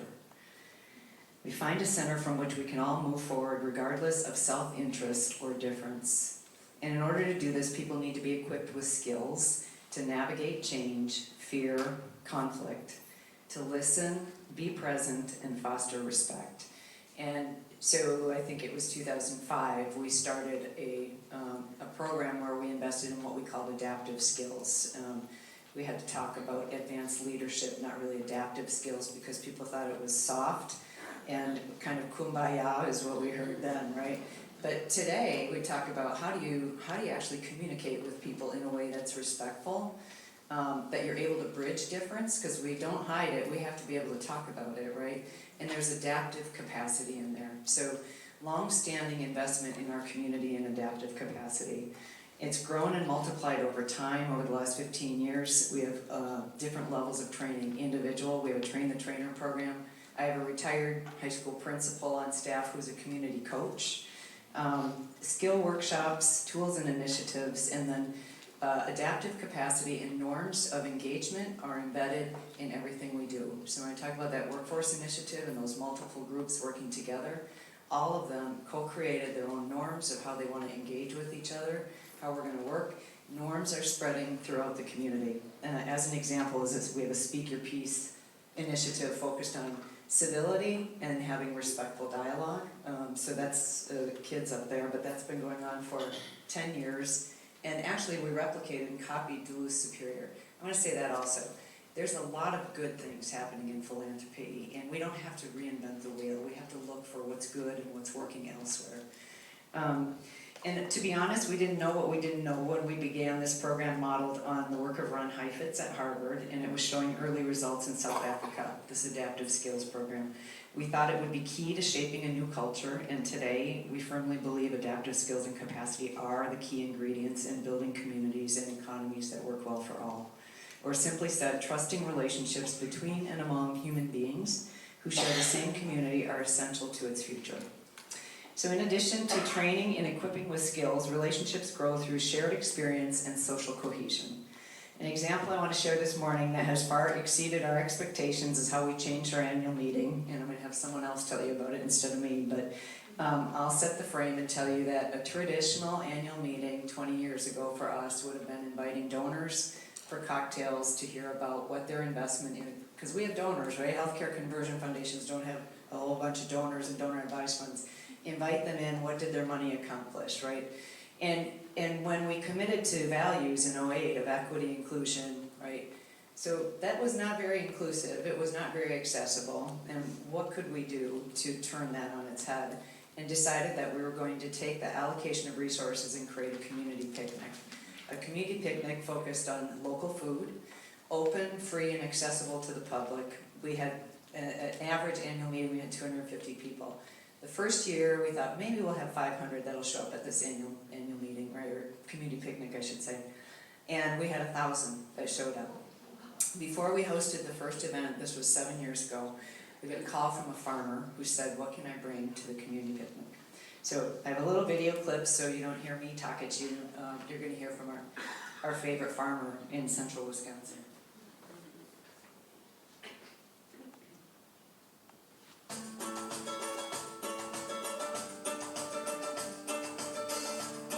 To make something happen, to help people make something happen. Do it. Let's have a little excitement. Have fun. Enjoy the area. The river. The water skiing. People. We got it. Community needs a little bit more movement, action, doing more things.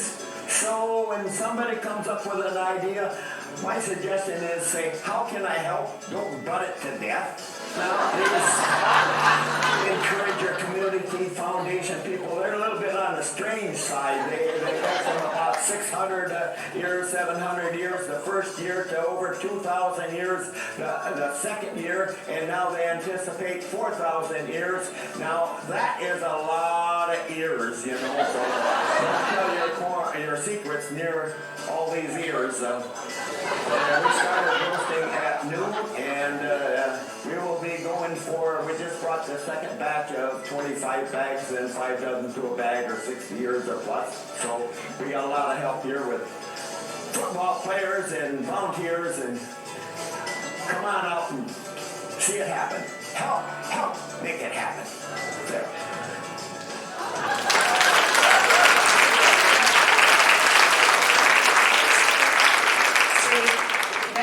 That's building community, right?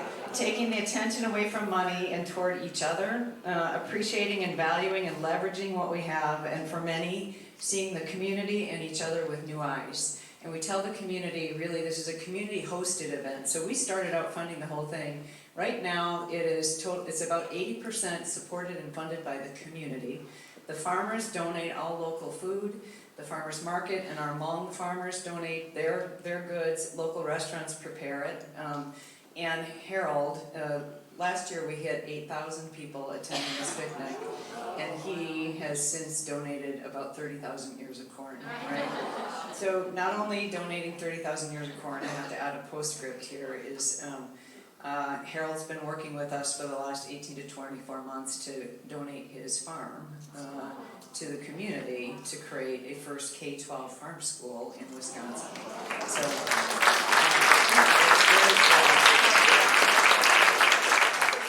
and finally, I want to talk a little bit about transformational and thinking about transformation, and always starting with the end in mind, right? We're transforming to what end? Aspirational, right? What is the aspiration for the transformation that we seek?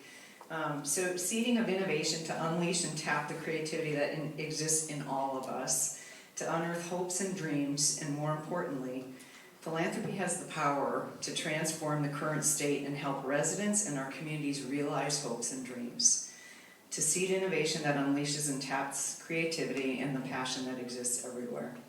So I'm going to end with a contemporary example of helping our community build on assets that were hidden in plain sight, and see the community and each other with new eyes.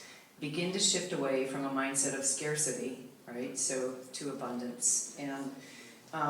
And at the top, well, I should know, lower left here before rendering. Lower left is a vacant Gannett newspaper building in the center of our downtown. And you see the Wisconsin River there. That river was used to produce paper. It was a working river, right? There is no development on that riverfront in the middle of downtown. So the paper company controlled the river to produce paper. Covenants controlled the development of the riverfront, and one of the few buildings that is really centrally located in that downtown is this Gannett newspaper building. So we all know what's happened to newspapers in the last 12 years, right?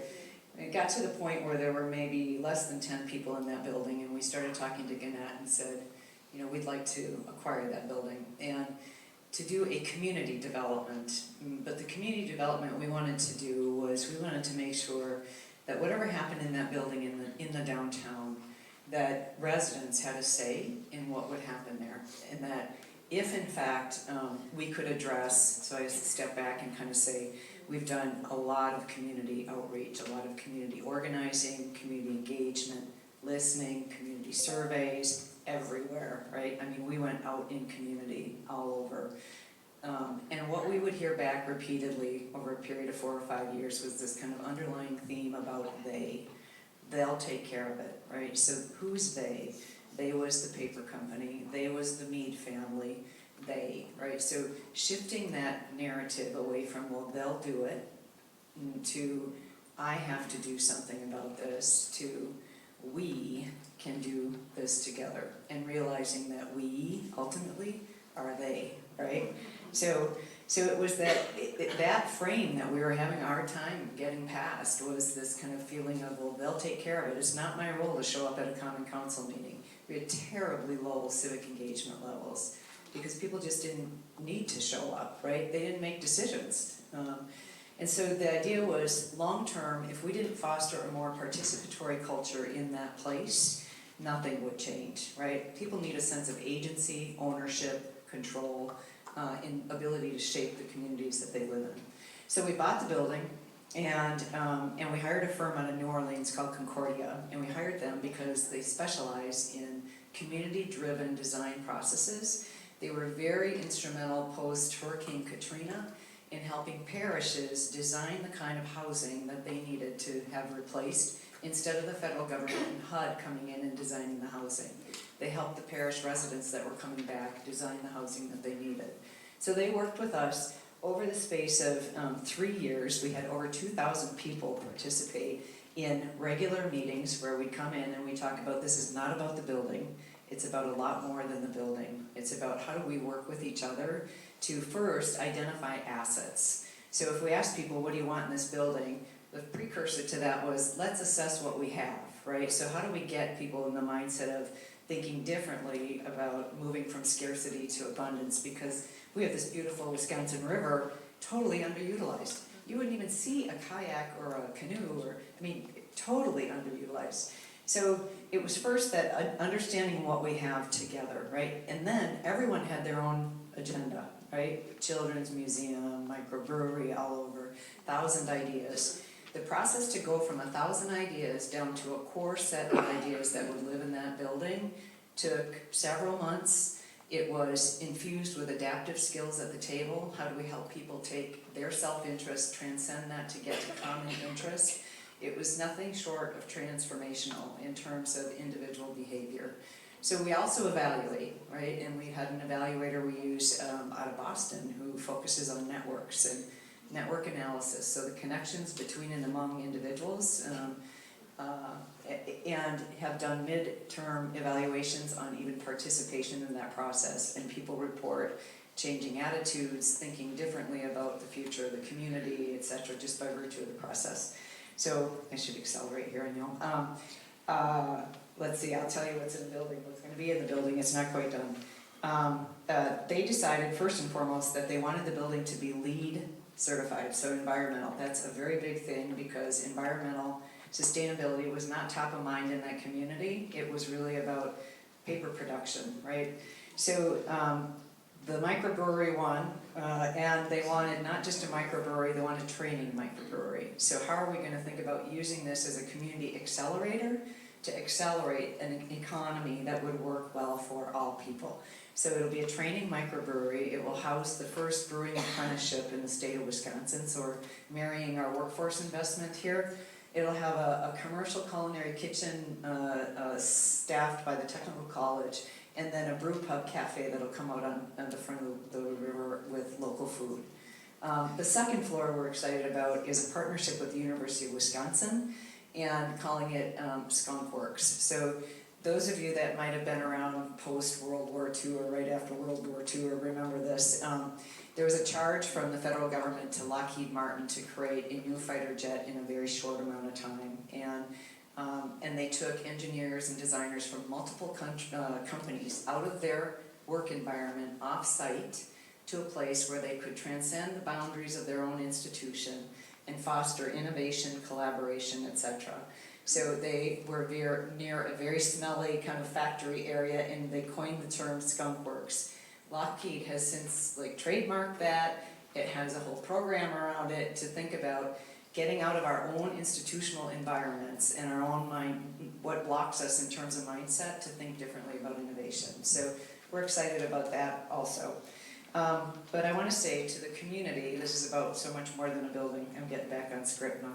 It is about accelerating change and a movement toward an inclusive and sustainable local economy. It embodies a commitment to equity, and I will just say we removed every barrier we could possibly think of for participation to make sure anybody that wanted to participate in this process could. We were Skyping in college students from 4 different universities to participate, which I thought was very cool, because they need to have a say in what kind of community they want. Instead of us fostering a narrative of families that have had job loss, right? And parents and grandparents saying, don't stay here, there's nothing for here, because they experienced the pain themselves, right? So shifting that narrative back was critical. And it's a system of shared value where no human capital gets left behind. I want to reference, and then I'll get to closing. In the materials that I shared with you, there's a Stanford Social Innovation Review article called Breakout Innovation. It's written by 2 Stanford Global Center researchers that we've been working with over the last 5 years. 5 principles around how we approach our work, whether it is the Tribune Building, workforce, how we share and co-create with the community. Sharing power, and it's not new power versus old power. It is how do we figure out how to share power together. Prioritize relationships, include all points of view, use all kinds of knowledge, wisdom, and knowing, and test solutions early and often. Take risks, test solutions, model, learn from it, share the information, be transparent. I talked about the amazing partnerships. We've got the University of Wisconsin, Stanford Global Center in here now, the Federal Reserve Board of Chicago. We have Wisconsin Population Health Institute is overlaying social determinants of health lens on this actual real estate development. And the Knight Foundation, because of the nature of it being a newspaper building, is how can it serve as a center for community solutions and information, a civic center.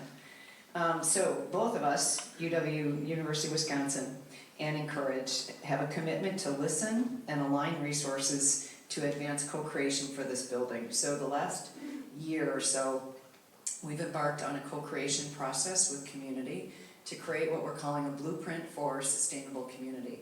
So what is it that the community wants in terms of its future? What does a good job look like? What is a sustainable business, right? What do we want for the environment? It's really an incredible process with a core group that has been snowballed to who else needs to be part of this that's not at the table. Our organization has committed we will align our resources to advance that blueprint, and not just financial resources, our intellectual, social, political, and our investment resources, and so has the University of Wisconsin. It's really a model for, we call it the Partnership for Sustainable Communities. So in closing, I would just say, community, whether it's the social determinants of health or sustainable development goals or any other framework you're going to put over change and investment, when place is engaged, it's the community that's the foundation upon which all endeavors, initiatives, investments will either flourish or wither. is the quality of the community, the relationships, and the foundation itself.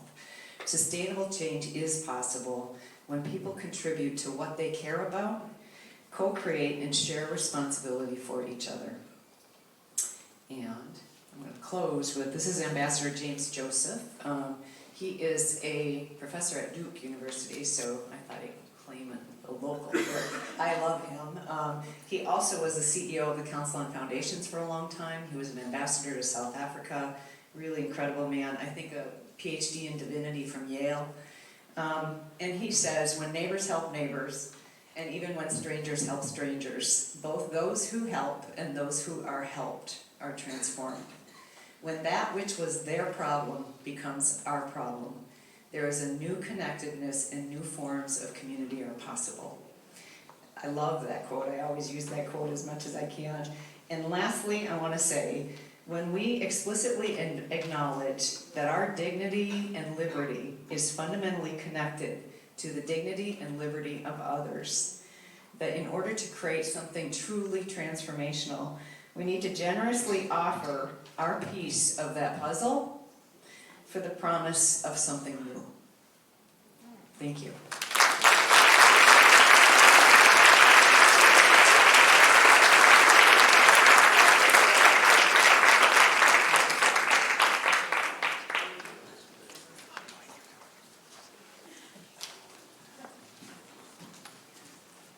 Thank you, Kelly, and remember that you are still asked to ask questions of our panel and of Kelly, so if you have a card left, use it and pass it on down. Okay. Of course, Alan is going to be the moderator of this, so you already know him. Ta-da! And we have as well Carmen Ramos Kennedy, who's currently the president of the local branch of the NAACP and co-chair of the Racial Justice Coalition.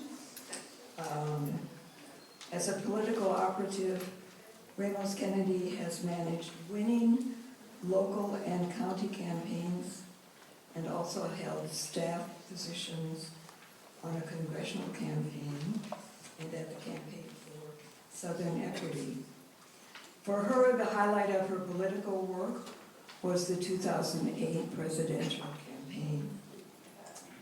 She is the Living Wage Program Coordinator for Just Economics, working with businesses and employees to help ensure that workers are making a minimum hourly wage that meets the cost of living locally.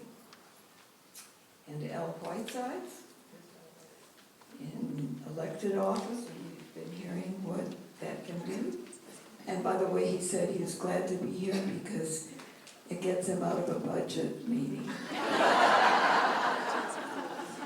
He is a commissioner, as you probably know, with Buncombe County government, the first African American to serve in that office.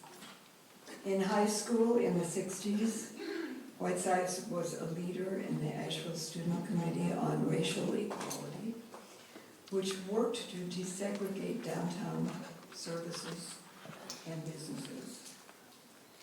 Following service in the U.S. Navy in Vietnam, during Vietnam, he returned home as a banker, beginning with First Union and later in leadership positions at Wachovia and Mountain First. His community work continued with terms of service in the Asheville City Schools Board of Directors and UNCA Board of Trustees. Alan?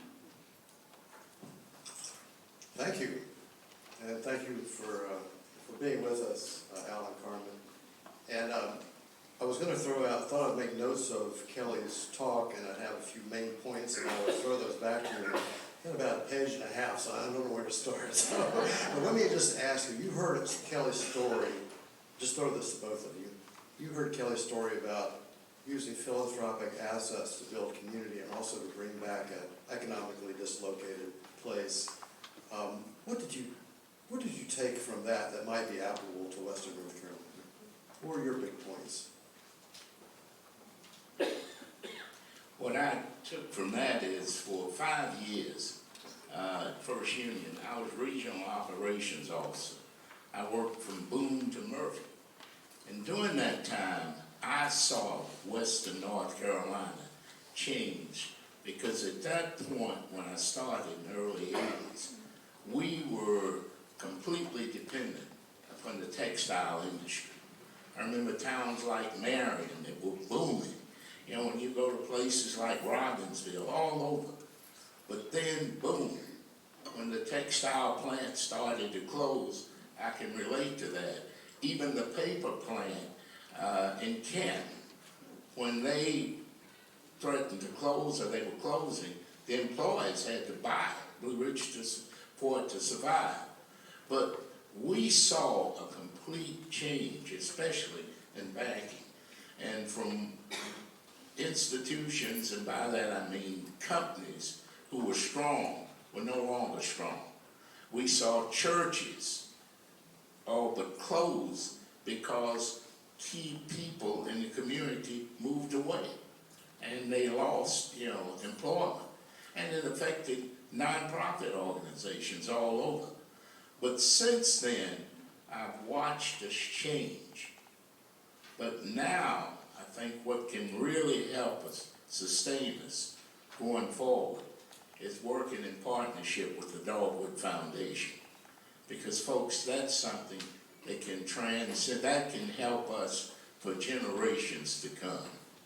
And one thing I've seen as a county commissioner, we're putting a lot in for, what we're spending now for pre-K, for affordable housing, working with the environment, for working with our justice system to keep people out of jail, to make them, as I say, taxpayers, not tax takers.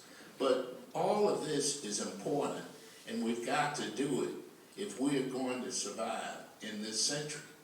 But it goes back to one thing I said politically, and I've always said, we have got to stop governing from one election to the next. We've got to start thinking about what happens long after we're gone. And two, when you're in the public as a, thank goodness I've never been a politician, and don't blame the people, but we've got to have, and the key in working with people today is all of us. We have to have a moral compass, because that's a big part of everything. And if we get away from that, we're doomed. And you wonder with some of the leaders we have today, do we even have them? But I won't get on that. I'm a newbie to Asheville by Asheville standards. I arrived here in 2007, so I don't have any of the cultural knowledge of many of the manufacturers and that sort of thing that were present here in the community. But what I have observed is an appalling lack of innovative thinking in terms of economic development.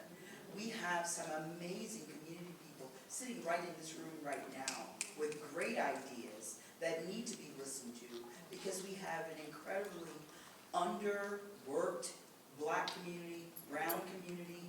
People don't have jobs and they need jobs. So if DHT can help us with some innovative acceptance of ideas on how to run with wonderful programs that can get people working, I'm all about that.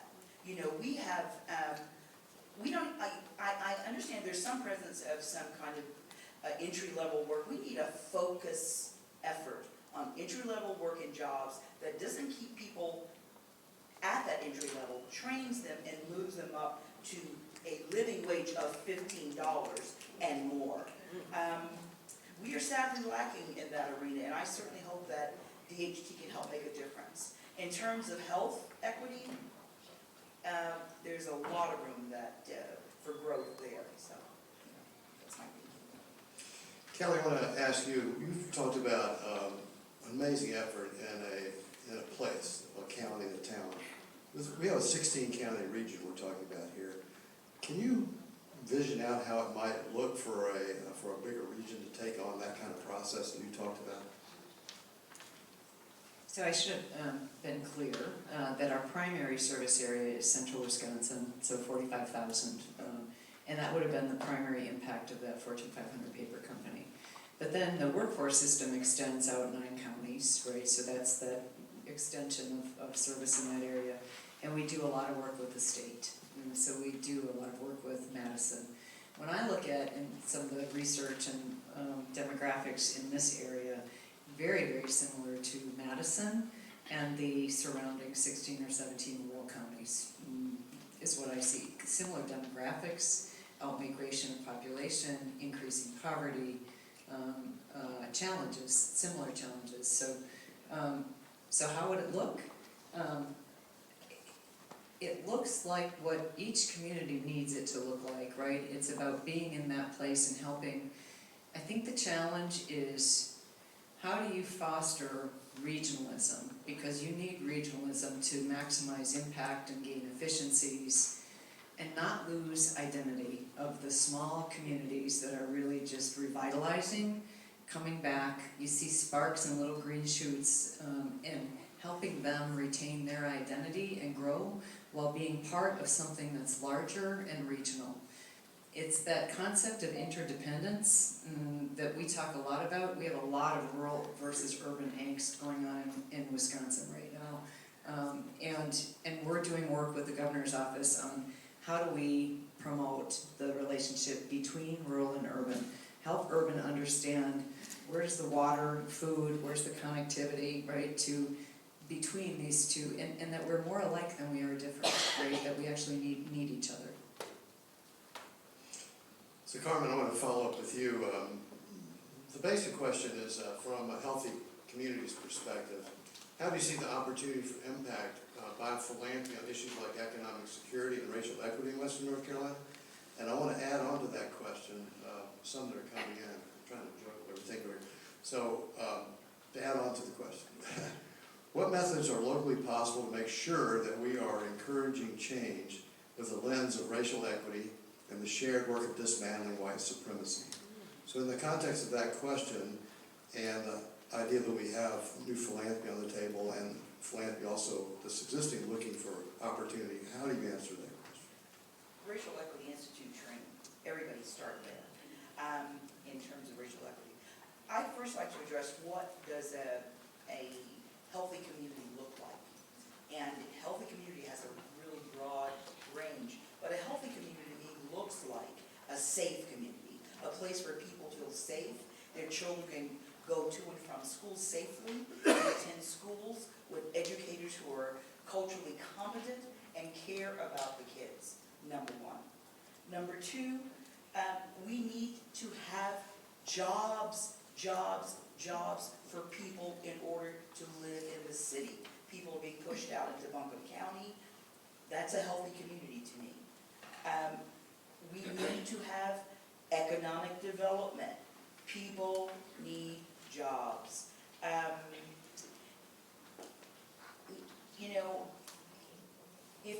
If people are earning a decent salary, if they are comfortable with the lives of their children and their neighbors, it lowers stress. It is all about the state of their health, because economics is the basis of everything, in my opinion. And I think if we are providing free and or low-cost health care, people are more apt to go in and take care of their health issues. They don't have the maladies that come up as a result of neglecting their health. If you're worried about paying your bills, if you're worried about taking care of your child, if you're worried about taking off from your job, which doesn't give you any sick pay, you will wind up a stressed out, not very healthy person. I think all of this is a solution to a healthy community perspective.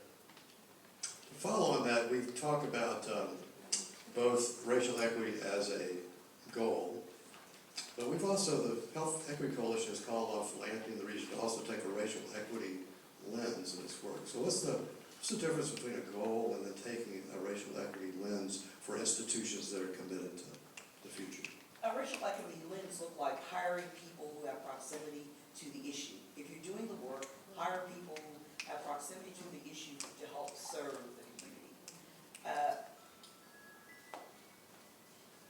Racial equity looks like people showing up at boards, hearing them, but remembering that often low-wealth communities in particular have difficulty showing up for these meetings at all times of the day. So let's think about incentivizing to get people there. Let's pay them an honorarium or a stipend to cover childcare, to cover getting to and from the place. You cannot ask people who are scrambling, trying to make ends meet, to show up at board meetings when, in the middle of the day, at 3 o'clock. Let's think about the time of the day that we have these meetings. Corbin, could you use the microphone? Oh, I'm sorry. I thought my voice was big. Are you guys not hearing me? I'm sorry. Yes. You should shut up. I'll stop. Kelly? Yeah, so I just want to go back a step to the racial equity disparities, dismantling white supremacy, and then how can you actually use a racial equity lens? So I'm going to kind of go full circle. I first think it's incumbent on those of us with power and privilege to acknowledge the power and privilege that we have.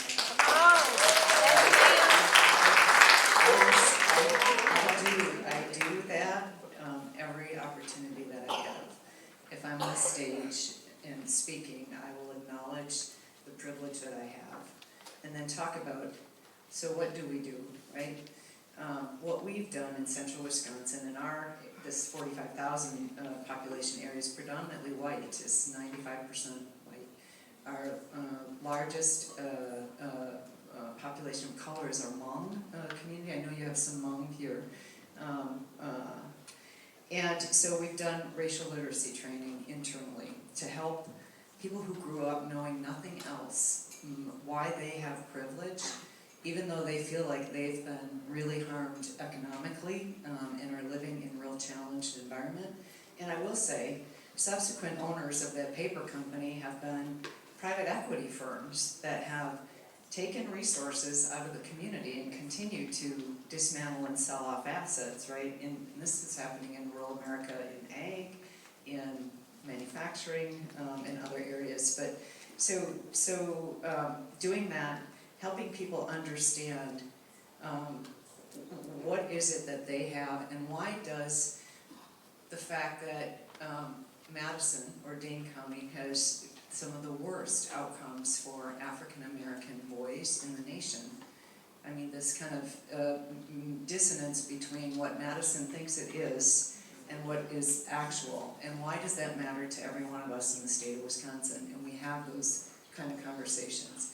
Incarceration in our state, we have more people working in the system than Minnesota has incarcerated. So, and 65% are African American men. So when you look at the data, you have to understand what the inequity is, and then how are we going to actually change policy and redress. And I think this is my personal opinion, I think we have to do things like Northern Ireland, like Canada, like South Africa, and we have to start talking about what is wrong and what was wrong from inception. I'd been quiet because I've been here in the community all my life. Let's applaud him for being quiet. Speak up, please. But what is frustrating to me in this community, we do a good job of equity training. We do a good job of talking about the problem. We do a lousy job of actually solving things or walking the walk. We don't do that. I find here I am at this point in my life trying to finish what I started as a 15-year-old. There's no excuse for that.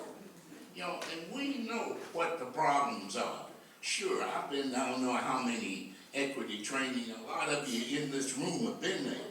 That's great. But when in the heck are we going to start walking the walk? You know, we talk the talk, but we don't walk the walk.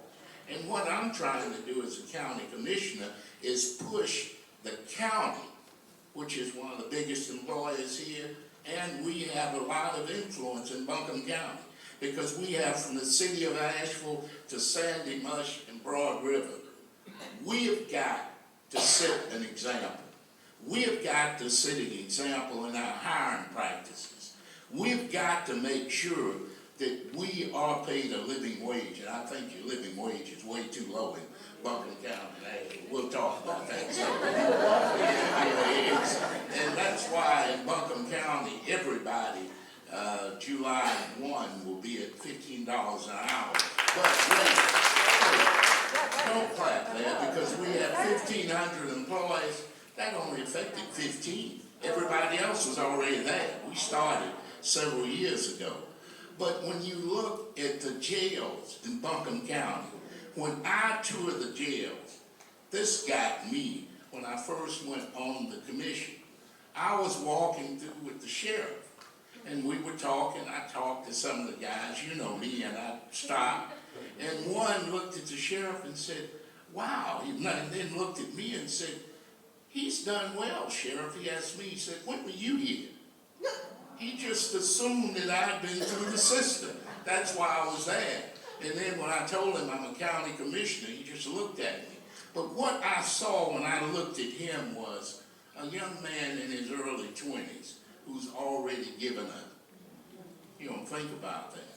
But we're going to have to, and that's where I hope we can partner with Dogwood Trust and make a difference. And you know, when I said, look, when we talk about looking through a racial lens, we should be doing that with everything. That should not be something that we have to tell people to do. You know, that, and when I walk through businesses, I'm on the Economic Development Committee at the Chamber. I was at a large business here a year ago. I saw nobody who looked like me. When I went through a few weeks ago, they have made a difference. 10, and 3 of them were temporary, and I talked to them.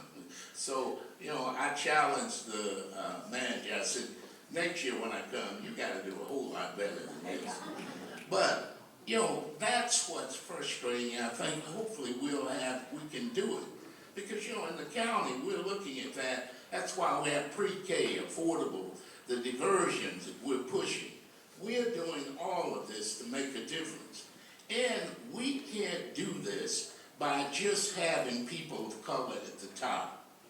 You know, we have an African-American sheriff. We have 2 ladies, one who's city manager and the other who's county manager, who have come in. And our manager, even though she's new, she has 23 years experience in North Carolina, and she's an excellent manager. Yeah, and she can speak to people in Biltmore Forest or Sandy Mush, and she's at home, and with our department heads.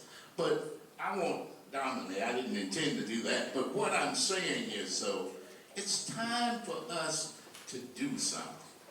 We have got to make a difference. We don't have time. When I look at my grandboys in this community, I don't want them to have to say 30 years from now, I'm trying to finish what granddad started when he was 15 years old. You know, this is it. We've got to make a difference. And we've got to be strategic in what we do. You know, let's face it, it's like eating a pie. I can't eat it all at once, even though it's good. I'd like to, but you can't. But we've got to do it a piece at a time. But until we start eating that pie, we won't finish. And this is what we need to do.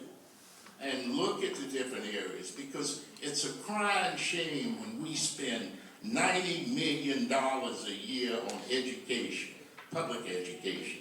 This is your tax money from the county. And I see the achievement gap that we have in the city schools, but hold on to your seat. It's 33% in the county schools. It's the same. It's about the same in both systems. So we've got work cut out for us. We've got a lot we've got to do in the health disparity. You know, it's easy to see why we have disparities in health, because when you don't have good you don't have the education, you have poor housing, you don't have jobs, you can't afford to take care of yourself. You know, that's what's unfortunate. But hopefully, we will get to the point where that now we can, hope we've started, and I hope we can finish, where strategically, we're doing the right thing, and we don't get off course. And you know, I find too that we talk about money. We need money for this and that. Now, it's not always money. As a matter of fact, we need to rechannel some of the funds we're spending and make sure we spend them in the right place. And education is a good example of that. But Kelly actually said in her talk, she said attention should go away from dollars to each other. And I agree with her 100%. But I've said it. I just want to add one other thing about Asheville has more nonprofits as a community than any community I've ever lived in. And I think our local nonprofits need to start taking a look internally. Something is wrong. We have people doing good work, but if the conditions remain the same year after year after year after year, something is wrong. Something is wrong. We also, as funders, need to start looking at non-traditional. A lot of funders like to say, oh, well, I'm going to support the people that I know, the traditional people that I know. But what about those people who are doing the grassroots work, who are successful at that grassroots work, and they're not getting funded? They are here, funders. They are doing the work. Sometimes, as a matter of fact, most of the time, out of their own pockets or a group's pocket. These people are working hard. They need support. Let's get outside of the traditional way of doing things. There has to be an answer because it's not working the way it is. It's On that, Carmen, can I ask Kathy Avery to mention something? Kathy Avery, obviously you've seen her today, but Kathy works every day really on the streets of Asheville, trying to deliver health equity, taking care of people who can't really fully take care of themselves. So Kathy, can you tell us, do you think the work you're doing at the community level, when you're really on the streets, and I know you guys don't have a lot of money at ABIPA to do that, can you see scaling that up? Can you see a vision if there were more resources that you could do work broader and more effectively? Can't hear. Is that got it now? My technical skills are still working. First, I didn't know I was going to be asked a question, but I'm happy to answer that one. ABIPA, will all the ABIPA people just raise their hand?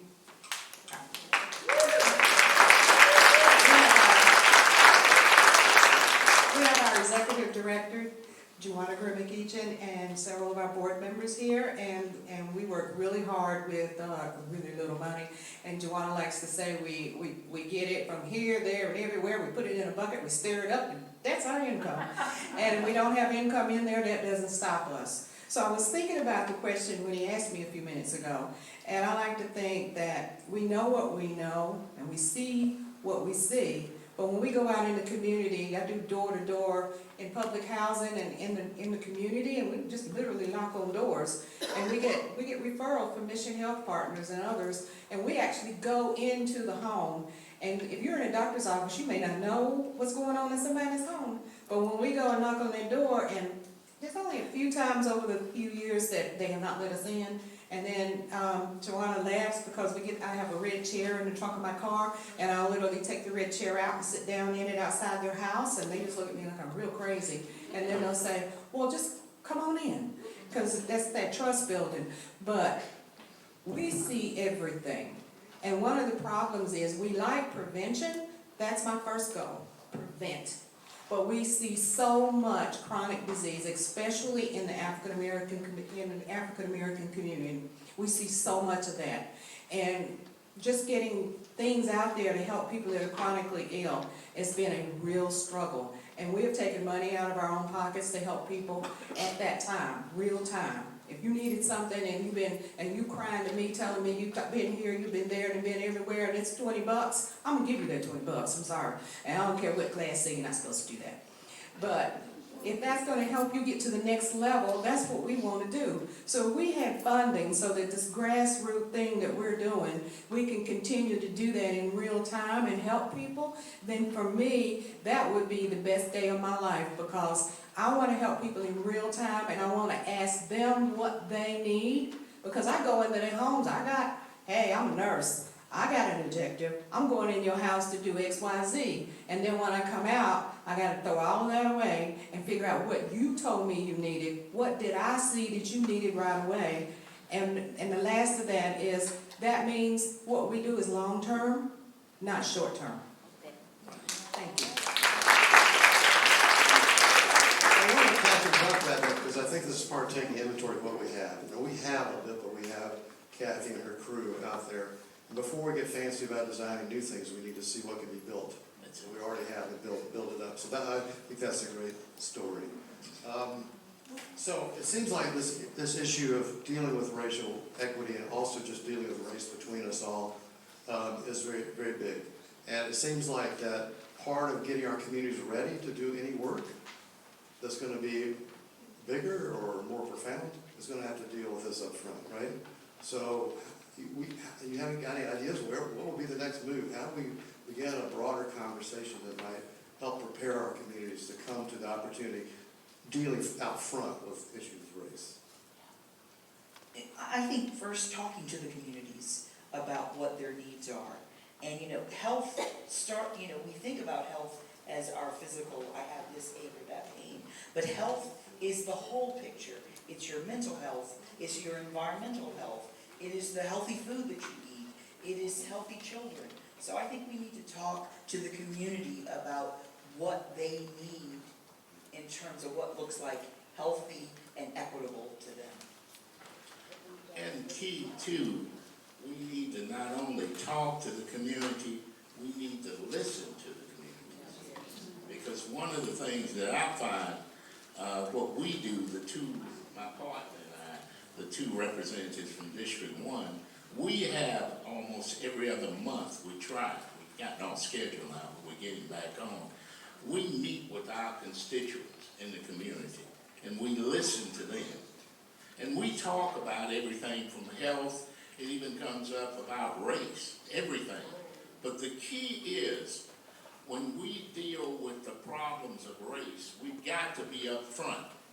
And people have got to interact with other people of color. I was out speaking to a group in Leicester, and needless to say, it was 250 of us, and for me to see somebody who looked like me, I would have to look in a mirror. But they invited me out, and it was interesting. But I also, in talking to one of the old gentlemen there, he said, Al, he said, you're one of the you're the smartest black man I've ever met. Yeah, think about that. Well, being who I am, I just patted him on the shoulder. I said, you reminded me of 1971 when I started with the bank and attended my first management meeting. I said, and after about 6 months, you know what I found out? He said, no, son, what? I said, all white men aren't smart. He didn't get it. His wife was standing beside him, and at that time, I was off talking to other people, and before I left, he called me over. He said, Al, hold it, before you leave, come over. He looked at me, he said, you got me. But I think that's part of it. When you see people who, if you don't interact, and I ran into this when I was working in the bank, I didn't realize when I'm in Robbinsville or Hayesville or talking to some groups, they've not had any experience. They've not been around people of color, not at that time, in the early 80s. Or when we look at the achievement gap in the schools, well, we have teachers that have gone to Western Carolina, they've come up in the far west, they're teaching kids of color, but they've never been around. All of that says something. And we've got to, it's exposure, and we've got to make sure, and that's going to be the key, we've got to make sure, to me, is that we have people of color, not only at the top in the county, but all through the system, everywhere, whether it's working at Mission Hospital or at Wells Fargo. This is it. When people get to know each other, that goes a long way to clear it up. And sure, you're going to have some hardcore ones. I've dealt with them. And, I didn't have patience to deal with them long ago. But, sometimes we have barriers we have to move. Thank you, Al. I'm gonna, that chair, that empty chair over there has bothered me all morning. And there is somebody in the audience I think we might ask. Melanie Mitros is Director, I think, of Strategic Partnerships at the Vitalist Health Foundation in Phoenix, Arizona. Come all the way from Phoenix to join us. Thank you so much. And Melanie, you're head of Strategic Partnerships. So I've got a question from the audience here that comes off Kelly's presentation, that people transcend their personal agendas to support a larger vision. What will benefit the larger community? How does that happen? Strategy support, elevating people beyond individual ego to group level priorities. Now, if I understand that your job is to bring people together in Phoenix in order to have talks about health equity and being healthier communities, how have you dealt with this issue of individual, that's personal, I guess, but it's also organizational self-interest and the ability to work as a community? So that's a wonderful question, and one that I would say we consistently deal with. I mean, it's just something that is always there no matter what. Some of the things that we have found that are incredibly helpful, we have a 25-year history in the community as a conversion foundation as well. So that existence is helpful. The critical work that Brenda talked about around trust is absolutely the most important thing to happen. I will say that we have learned and grown and had some great wins in trust, and recently have had some really kind of epic step on your own toes failures in that trust and losing trust of community, particularly as we're in these spaces talking about racial equity, social justice, dismantling white supremacy. These pieces are really, really critical for the staff within a foundation to figure out for themselves personally. Because if you haven't done the personal work, and then you go to the trainings and you go into the community, and it falls apart quickly, very, very quickly. And that is where I think we have had some pretty significant failures as a foundation. We've built the skills. We had some staff members who had already done a lot of that personal work and had really deep relationships in community. And then the rest of the staff tried to start building that knowledge base, but did not do the personal work to get them to the point to authentically engage in community. And that's where the opportunity, I think, is for Dogwood. You're just starting. You have such a beautiful opportunity to build knowledge and skills now. Start doing the personal work. If it makes you uncomfortable that I said dismantling white supremacy and characteristics of white supremacy, that's okay. It's okay that that made you uncomfortable, but it's not okay if you don't do something about that.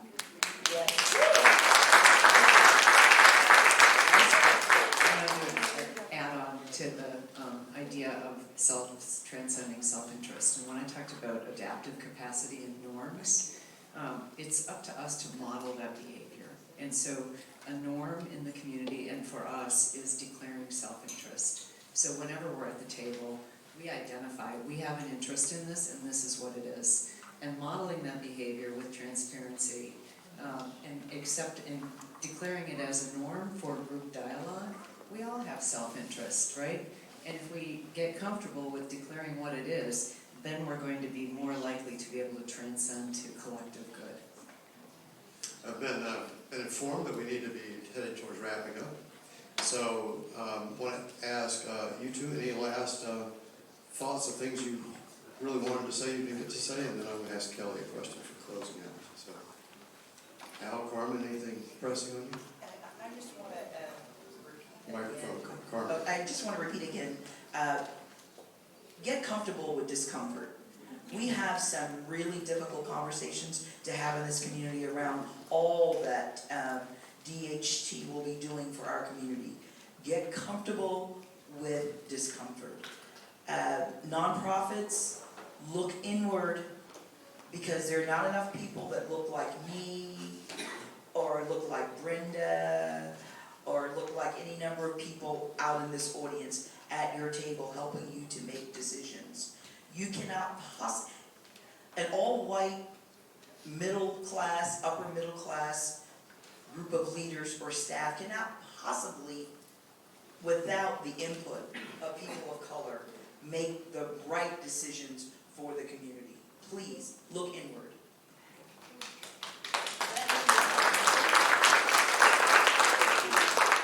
And I would just like to end by giving you part of a conversation I had with one of my conservative acquaintances. He was asking me, he said, "Al, do you feel that I'm a racist?" And I told him, I said, "No, I don't feel that. I know it." And I said, "But what you need to learn how to do is harness that." I said, "I'm a good example. When you look at my life and what I've gone through," I said, "Sure, when it comes to racial interest, you could classify me as a racist, but I've learned how to harness it." And I ended by telling him, "But you don't want me to relapse." So. I said, but that's a part of it. We've got to be open and honest about it. That's what, you can't dance around it, because the barrier that it's going to prevent us from accomplishing anything.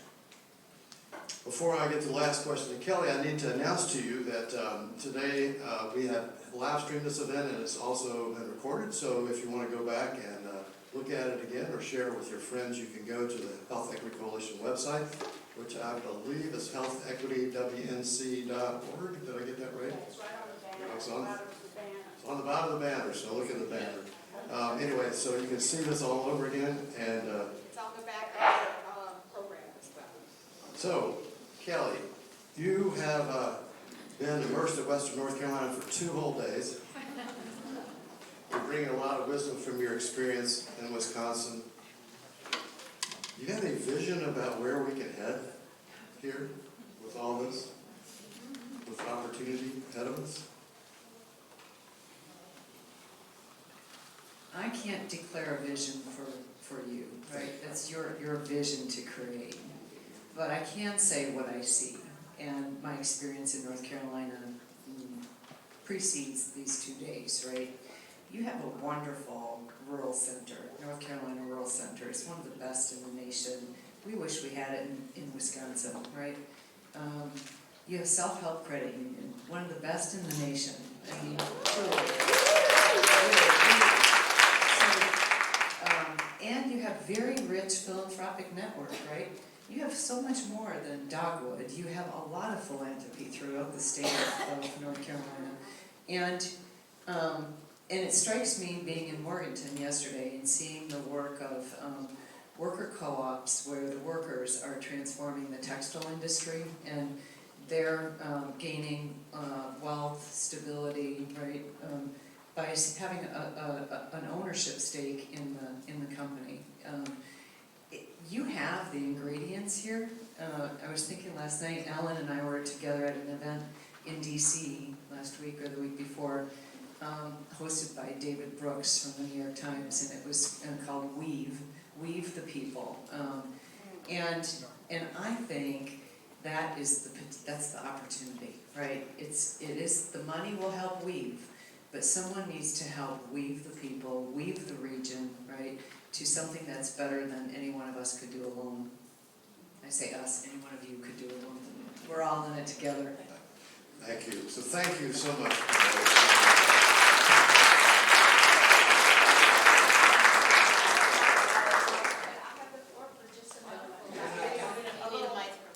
A little Dogwood Liberty here. Thank you. Thank you. Will you introduce yourself? Okay, yes. I am Janice Brummett, and I have the honor and privilege to be the chair of the Dogwood Health Trust. And here are some of my board members and staff on these two rows. We came here today to listen and learn. That is our first and primary principle and guiding values. We want to know what our communities are thinking. We want to be part of the solution to our drivers of health and viability of our communities, and so we want to know what people are thinking and the communities are thinking. We can't impose anything on anybody, as most of the speakers have said today, so we want to be listening and learning. That's our first guiding principle, and we want to understand where people are coming from. Secondly, to the speakers' points, go slow to go fast. So we are in our very nascent stages of development. We don't have a CEO yet. We're searching for that person. We have world-class candidates that are in that pool of people that we're looking at now to be our CEO. We hope to announce that CEO by the end of July. We'll keep you informed, and many of you will have an opportunity to weigh in on that particular individual. The other thing is we are having listening sessions out in the communities, just like you were talking about. We were in Marion yesterday. We had a wonderful session with nonprofits out there, so we were listening and learning about those leaders that are in the community. The other things that we're doing are many of the things that you talked about today. We want to be partners with the community. So thank you for allowing us to be a part of this today. We've learned a lot. We've taken copious notes, and you'll be thankful to know that we're already doing a number of those things that you have alluded to in your speeches. So thank you very much for allowing us to be here today.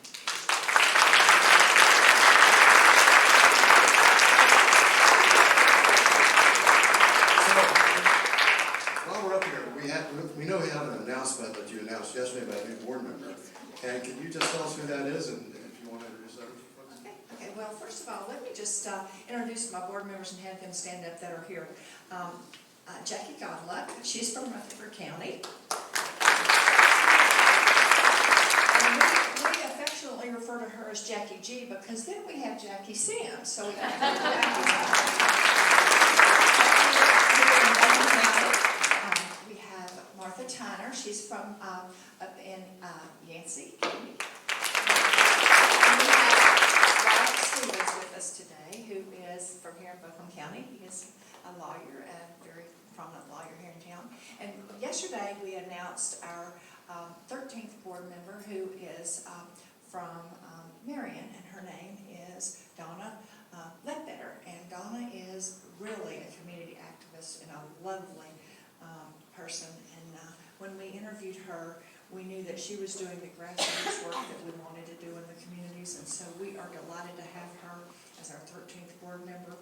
We will be looking for our final board member that will be from the western side of our region, so we hope to have that person named in July. So we're filling out our board with a lot of people that have deep roots in the community and are going to do good work for Beltwood and good work in our community.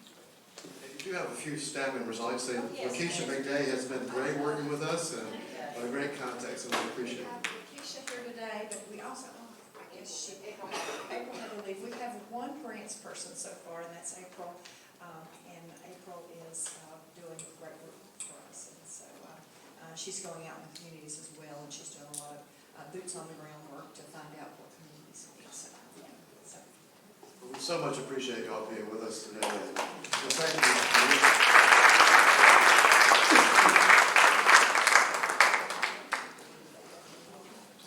I guess it's up to me to introduce myself, which is great. I always do a better job. I'm Victoria Hicks. I'm a member of Search. I just thank you again from everybody who was a part of putting this together. It has been so amazing to see the interest, to see the level of energy. It is so heartening and so wonderful, and this is we're just on the very beginnings of this road which we will walk together. My job is to wrap up. Before I do that, somebody is missing a cell phone. If this is yours, it's now sitting right here. I hope somebody shows up for it. Okay, so, this is what I heard today and what I would like for us to all think about as we leave. Albert Einstein said that no problem can be solved from the same level of consciousness that created it. And Jen Nixon said, the closer you are to the pain, the closer you are to the solution. So I think if we put those together, it sort of gives us a framework. Fundamentally, I think what we have in this region is a problem, and probably in, I would say, in our nation and in our world, a problem of right relationships. Things are out of whack. Power has been misappropriated and mishandled, and we are all feeling the effects of that.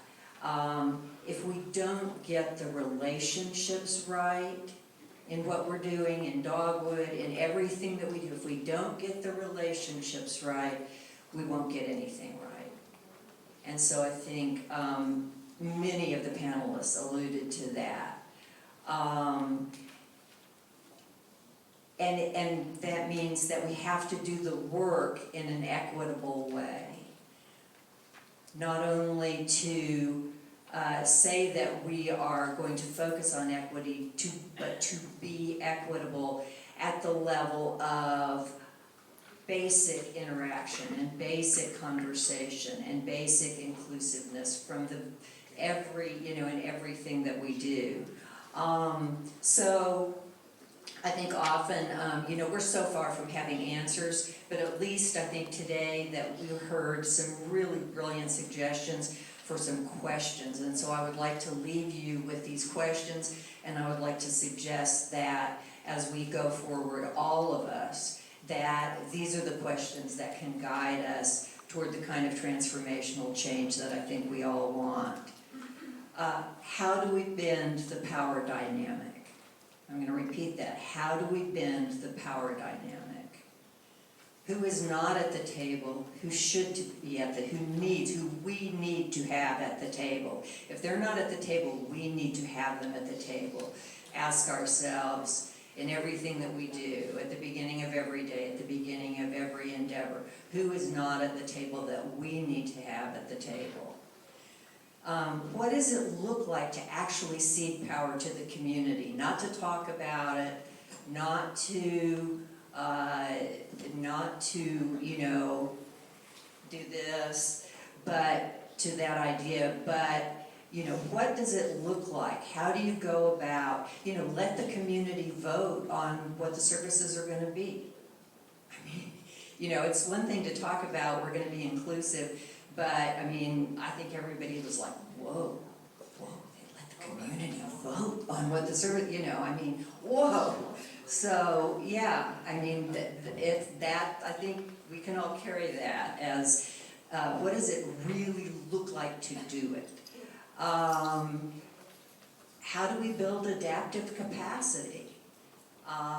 It comes down to everybody being able, everybody feeling their own agency. I mean, this region has a history, and not only, certainly all communities of color, gender is certainly a big divider in terms of equity, but there have been, this region was treated as an internal colony of the United States. The industries were extractive. People do not carry with them that sense of agency, of this is my life, this is my community, I can change it. How do we build that adaptive capacity?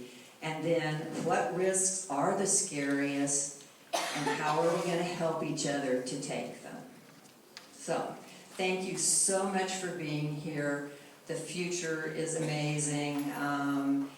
We're gonna get bunged up doing this work that we all want to do, but I think the fact that of what we've heard here, but more importantly the fact that you're all here means that we're going to do it. So thanks very much.